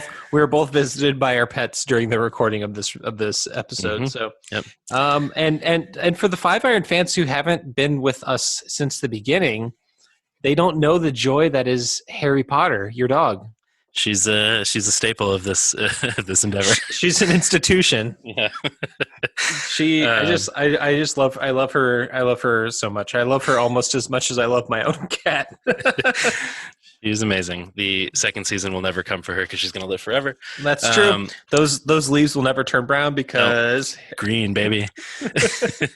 Yeah, this is the weakest of the album for me. Same. I agree. I have a hard time with this song.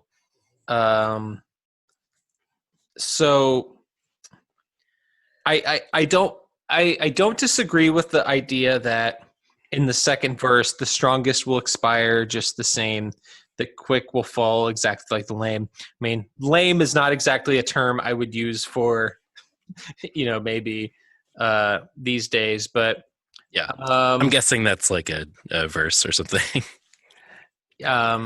So I just this idea that like time is winding down, but only for this life. I want to be found enjoying the next life. The focus and preoccupation with an afterlife in some circles of Christianity is so peculiar to me, because if you're constantly focused on, I need to make sure I get into heaven and that other people get into heaven and that what I'm doing will get me to heaven, then how can you literally, this song is called Second Season. It's literally about not this life. Right. It's about not being present. And you're even as a young person, Dennis is writing about time is winding down. Yeah. And I mean, I can understand that you have this idea about what an afterlife is like, but and as somebody who grew up in an evangelical faith and was very much concerned about going to hell, I can tell you that, like, yeah, that this kind of idea would have resonated with me then. Yeah. But now I'm the very much polar opposite about this way of thinking. Yeah. I mean, shout out to your dad, Dr. J. Phelan, for writing a book on eschatology, and which is for those who aren't familiar. I mean, basically, like end times. Letting the lens through which you experience your faith be one that's wrapped up entirely with how it will end and what comes next. And like you were saying, that leads into very dangerous theological, sociological territory if you convince yourself that the world doesn't matter. And so we need to just think about heaven, and that's been damaging and for American Christianity for centuries. Right. Well, I mean, there's also a sprinkling of sand, if you will, in not a fistful. In a fistful of sand. Oh, sorry. That there is a little bit, there's a little bit of that. It's like sort of like guarding against being focused on this life by accumulating things. Right. That makes more sense to me. I can believe in the idea of not putting so much stock into this present reality that we lose sight of what's important. What I can't do so much is be like, I'm going to worry about heaven. That seems more important to me than anything here. And so, yeah, I don't know. I do like this song. Like I said, there aren't any songs that I don't like on this album. I like the horn arrangements a lot, specifically. I like the guitar tone here. It's a Dennis song, as we've said, and his tend to not be the ones that, they stick out. They're definitely different. And I like it. It's just, again, it's not a theme that feels as impactful to me as any of the other themes on the album. And again, when we're talking about sequencing, second season between Banner Year and Litmus. Yeah, maybe this is more of a closer or close to the end or something. Seconds, I mean, it just sticks out between. Yeah, right. It very much sticks out between talking about Native American genocide, and Litmus, where you're trying to quantify God, and so it's just like the theology and the focus of the songs. They're just like they're all so different. These three songs are all over the place. And not in a negative way. I'm just saying, like, I don't know if I would have. Second season seems like a shock between these two songs. Yeah, agreed. You talked in the last episode about wanting your outlook on life to be more like a Richard Rohr, and I think he's one of those people who's written about how to view what comes next, a second season, if you will, in a way that's been really helpful for me, where it's like... Are you talking Falling Upward, bro? Perhaps I am. I can't even remember, which one is in... I'm talking about Falling Upward over here. Wait, you falling upward? You falling upward over there? Over here. Oh, man. Richard Rohr loves that bit. He's Richard Rohr. Look for him in his 2020 stand-up special on Netflix. Yeah. He's got a tight 10 on he's eschatology. You're going to be Richard roaring with laughter. I really hope that somebody has that blurb about something he does at some point. Maybe. No, if you've ever listened to Pete Holmes's podcast where he's interviewed Richard Rohr twice, he talks about how Richard talks, or Richie Rohr as Pete likes to call him. Uh-huh. But he talks about how he loves talking to Pete and he loves talking with comedians because he's often too serious and too heady and stuff. So, but he's a lovely man. I admire and respect him to death. Agree. But just his take on, maybe it's not so much a black and white thing between talking this dualities world. Over here. Yeah, talking dualities between this world and the next. That maybe there's more blurring going on than we think there is, and maybe we can spend that time thinking about how to live into the next world in this world, because they're really the same world. So anyway, talking that universal Christ over here. Okay, trying to come up with something to top it. I just can't. Oh man. Okay. Anyway, all right. Let's move on to that litmus test over here. Oh.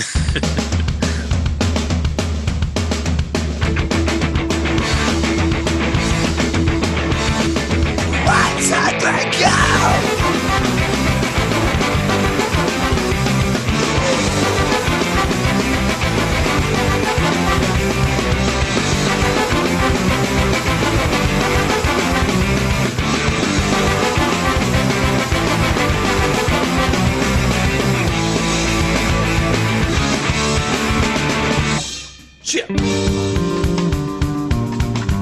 Oh shit. Sick ass bass. Disturbed by the words and the message that they sent. There's 100 other beautiful breath that are spent. Forming the template for how the bed should be. Devising and scheming, stubborn of the ministry. What brother word did he say? Jesus Christ. Again until his name became trite.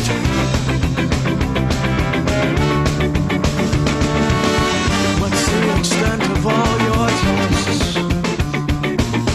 What is the measure of their success?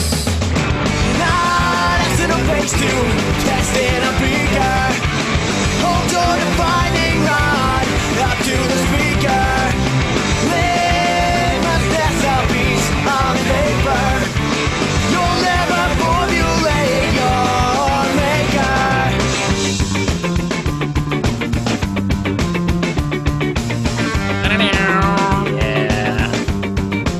hold on a second. With pocketfuls of quips and gurgles. Yes. Words of fluff like a handful of gerbils. There we go. Gerbils. Words of fluff like a handful of gerbils. This song rules. Song rules. I love it. This is like, should play this for Richard Rohr and ask him what he thinks.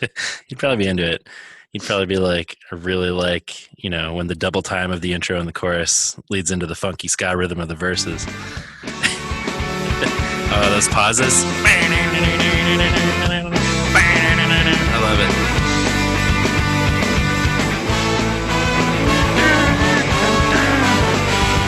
Yep. I really like the horns on this one. I wouldn't mind hearing this song more live. No, I would take that for sure. I mean, I really think the way that they're all integrated together for that final pre-chorus there is very satisfying and such a perfect pit song. Me and Harriet were mixing it up in the pit during that song. What I think was Harry taking a leak in the pit, or she did wander away at one point during this pod, and I was like, I know that she's peeing somewhere, and I'm gonna have to clean it up later. Anyway, the song I think really speaks to the whole like scene and time that our pod is all about. Like, it's very much about the desire to package and commodify something as expansive and mysterious as faith into sort of like trinkets and bumper stickers. And right. I don't know, the fact that they're taking on the Christian music industry and scene is pretty cool. No, I love it. I love it. It speaks to me on a very deep level. The time has come, the night to end. I'm trying to find one. The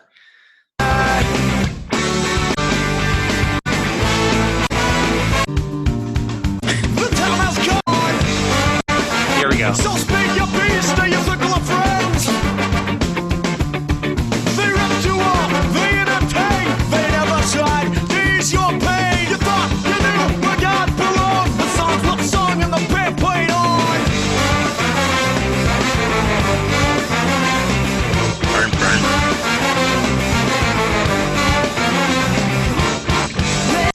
The rules. How satisfying would that be live? Those punchy, that's what I'm saying. Those punchy, like, staccato, they just sounds great. Yeah, I can't remember how many times I have or haven't heard that live, but I agree that it's not What about this one? a lot.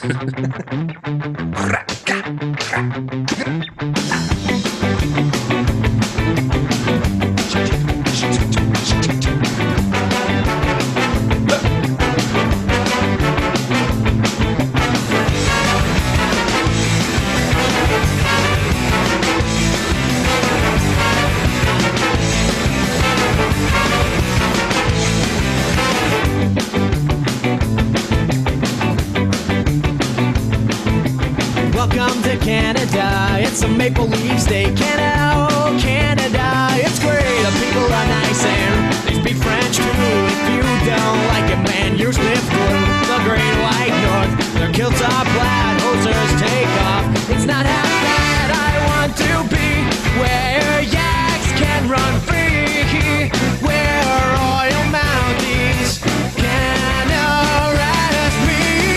Let's go to Canada. Let's leave today. Canada, oh Canada, I see who play.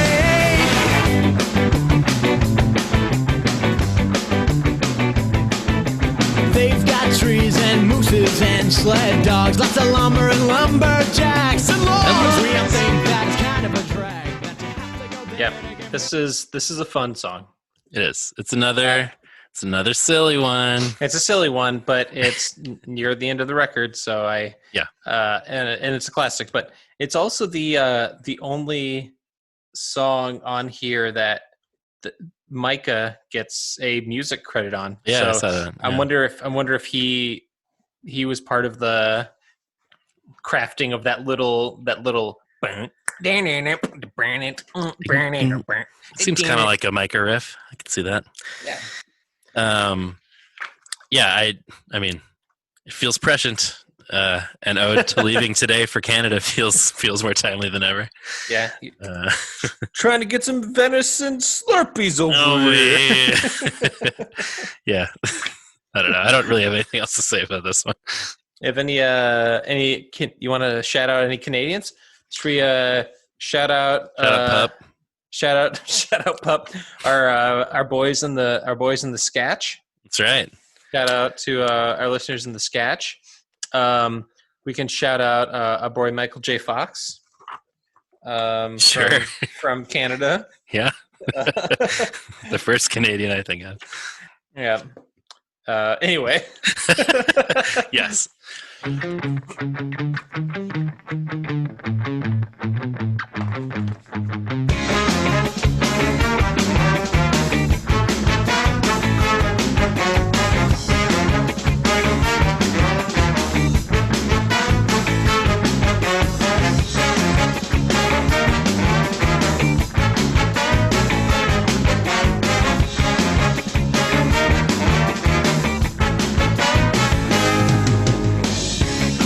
Overzealous, to say the least. Underestimated how far you could reach. How could we know how far you'd go behind our backs to make sure your point is heard? You're better than us all. Does it really matter how far you go? Can you get some sleep now? Standing on so many toes.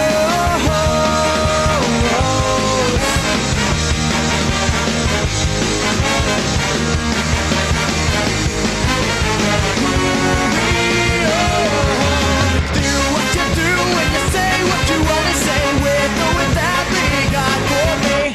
Scheme what you scheme when you're thinking of yourself. You're the most likely to succeed. Now that my purpose has been served. What are your thoughts on this song? Most likely to succeed. I'm not sure if it's a reference to someone specific or just generally about the concept, but it's pretty harsh. I don't know. I mean, I think it's generally about this idea of like the success of the world being built upon like the exploitation of others or just like selfishness broadly. But I don't know if it's like Reese had a bad experience with a specific dude who was that, or if it's just kind of taking on that mindset. Yeah.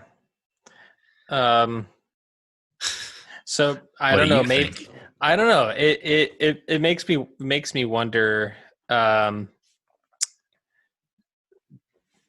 it just does seem like there's a little bit more hostility in this song than For sure. Yeah, it is. It's harsh for them. I like it. I don't know. It's not among my like top half of fave songs from this record, but I like it. I do like the Make up, cast with or without me, God for me. Scheme what you scheme when you're thinking of yourself. You're the most likely to succeed. You just said that you'd be anywhere. You forgot. I like the sort of like the guitar harmonics, like Yes.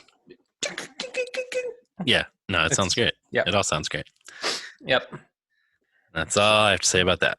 And next, Every Good. day. Yeah. Oh boy.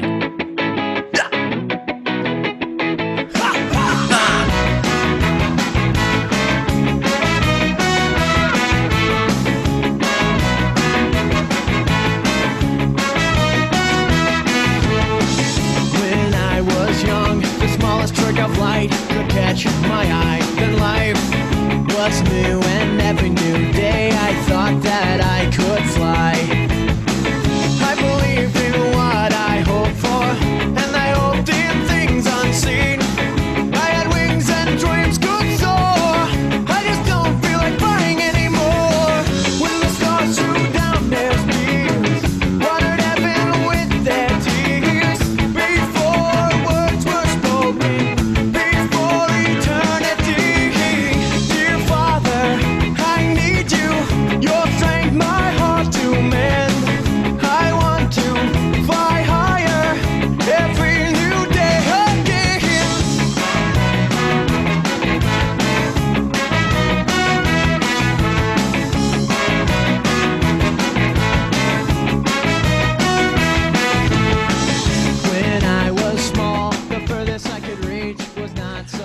So this is the most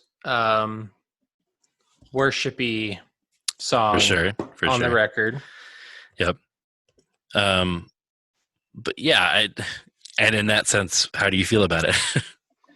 I think the melodies and the crescendos and the building, Yeah.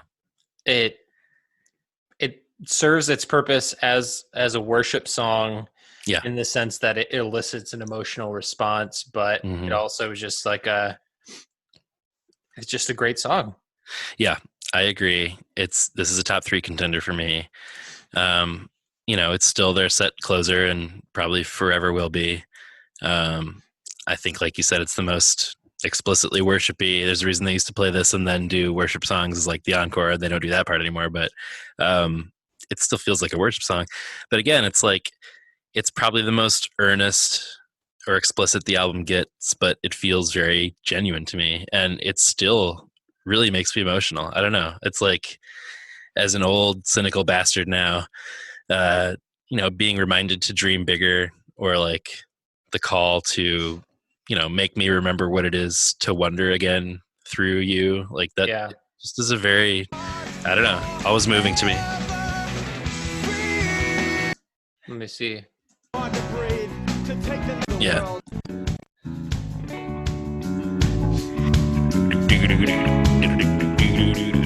Another sick bass line. Man versus himself, man versus machine, man versus the world, mankind versus me. The struggles go on, the wisdom I lack, the burdens keep piling up on my back. So hard to breathe, to take the next step. The mountain is high, I wait in the depths, yearning for grace and hoping for peace. Dear God increase. Healing hands, oh God have mercy on our unclean souls once again. Jesus Christ, light of the world, burning bright within our hearts forever. Freedom means love without condition. Yeah, it's a solid, very solid closing song. Yep. For this album and just show wise. Yeah. I remember like 20 years ago seeing Leonore be emotionally affected by the lyrics, and then like last year, whenever we saw them last, or this, or whatever, 2019. And just the fact that it still moves them, or at least some of them, after playing it so many times, I think, is a tribute to that. There's something about, if it's an actually genuine worshipy song, if it can achieve that sort of, I don't know, euphoric feeling that it reaches by the end, but it does it in like a genuine way that can be really, I don't know, like it really stands the test of time for people, I think. So that was one of the problem I had with worship songs back in college, in my early and in my early 20s, is that as I struggled with my faith, I was always striving for authenticity, and I hated feeling like I was being manipulated. Totally. And they're so calculated. I mean, that's just, the textbook for like, what's the laziest songwriting, both like musically and lyrically. And I think that's why I appreciated it even more. That's like, it's trying to achieve those same things that a contemporary praise and worship song might be doing, but it's doing it in a way that's not just like this paint by numbers calculation, and it actually breaks through and I still feel something listening to it, which I can't say for a lot of like worship style songs. So right. It's a good one. Yep. What about Godzilla? This song is the Godzilla song. There it is. Yes, go. Ready, play.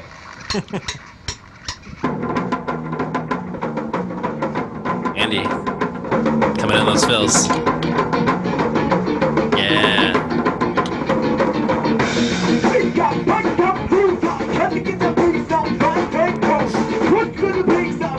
think this is like a real song they were working on?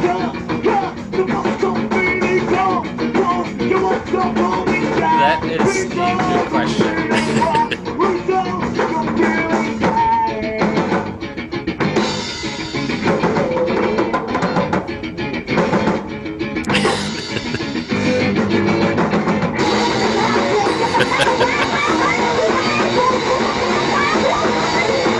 I wish it was. Maybe it was like a go-to kind of just like mess around while they're getting their levels set or something. Godzilla song 2020, legit recording of Godzilla song. I would love to hear it. I would Maybe love that's to hear. what the big announcement is about. It sounds like Leonore. I was wondering if it's her or Reese just like screaming. I don't know. Give us those deets, everyone. So that's our newest album ever. Hey, that's a good album. Yeah, it's a bro. it's a good album over here. Let's also not forget that they wear Jan Sport backpacks, and they ride Reason snowboards. Sure. And they look through Eyes On sunglasses. Is that what it says in the liner notes? Yeah. That's kind of a bummer. I think it's a Is it a joke? Okay. I think it's I don't know if you can see it. Yeah. That I do remember that now. Yeah, I don't know. Not to get all handbook for the sellout on it. Get that SpawnCon money, but you're right. It's probably just a joke. They wear Jan Sport bags and backpacks on tour and ride Reason snowboards. I think that's just. I think it's probably them doubling down. I'd be like, yeah. You're probably right. Call us sellouts. Right. Shout out also as you were showing me those liner notes to the album artwork. I can't remember if I think we did touch on this a little bit in our previous season, but so Doug Tennaple, did we talk about this? Yeah. So bunch of cool artwork by him. Yeah, we have not talked about him. I'm just going to briefly mention. Is that okay, or should we save it for another pod? No, I think we should talk about him now because okay, this is like the quintessential. Yeah, for sure. Artwork. Yeah, he did. So he's the guy who created Earthworm Jim. Yeah. Very important to me as a kid. I really like his sort of style and sensibility. He did the artwork for this. Quantity is Job 1. Proof that the Youth are Revolting. The End is Near. Engine a Million Plots. Like he's really been their guy through a lot of it. Cool artwork on this album. Unfortunately, became like super right wing and anti-LGBTQ in recent years, or at least like became more vocal about that. So that's a bummer. But his artwork is cool. Yeah, it is a. When I first learned that, we're both like, oh, the first we were like, should we get him on the pod? Yeah. And then we did a cursory Google search of him, and we're like, ooh, hard. This guy over here. Questionable politics over here. Hating queer people over here. Yeah, so I was not it's also like his style of artwork is like what our logo is. Yes, yeah, very much. It's based on. So anyway, I like that style a lot. We'll just stick with that. Yeah. Speaking of our artwork, yes. Want to shout out the dude who did our artwork. Yes, please. He's on Instagram. You can find him on Instagram. Heavy Ordnance Studios. Heavy _ ORDNANCE _ studios. So you can find him there. You can go to heavy-ordnance.com. Looks like his name is Matthew Kiernan. And so, yeah, he's an amazing artist. Got this done through our boy Danny Leary. And Danny Leary did the coloring on our logo too. So shouts. Thanks, Matthew. Yeah, thanks guys for making that happen. It looks Dope.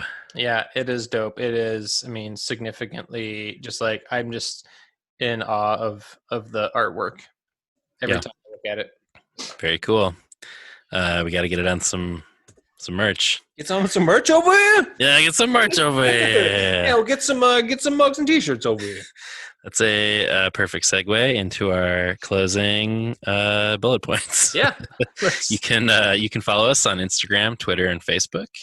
If you are enjoying this, please give us a rating and a review, and go ahead and smash that subscribe button over here. Give us some 5 stars. Some 5 stars over here on Apple Podcasts, Stitcher, Google Play, Spotify, YouTube, wherever you get your podcasts over here. Let us know what you thought of this episode. Give us that feedback. You can also email us at magnifiedpod@gmail.com. Yeah, leave us a voicemail over here. 872-762-4763. 872-7-MAG-POD. Support us over here at patreon.com/magnifiedpod. I'm not going to do this bit anymore this week. It's so easy to just slide into it. Just slide into it over here. Yeah, it's just as easy to slide into our DMs over on Instagram. You can also buy some merch, magnifiedpod.storeenvy.com. Yeah, this was a really fun episode. I'm excited about where we're going next. Gonna do that. Do the EP. Gonna do quantity is job 1. Good question. I was gonna ask you this off mic, but I'm glad we're hashing it out on the air. Yeah.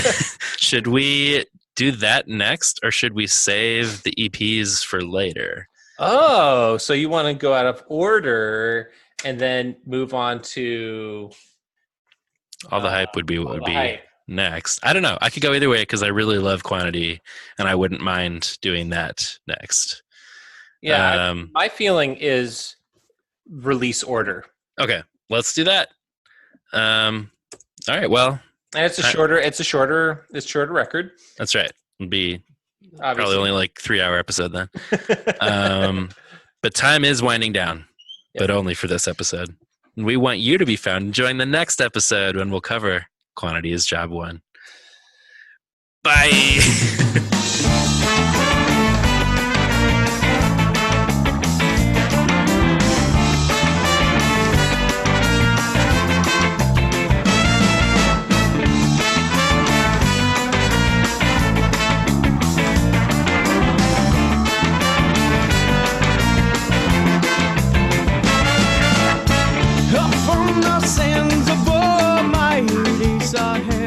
Slap at the bass.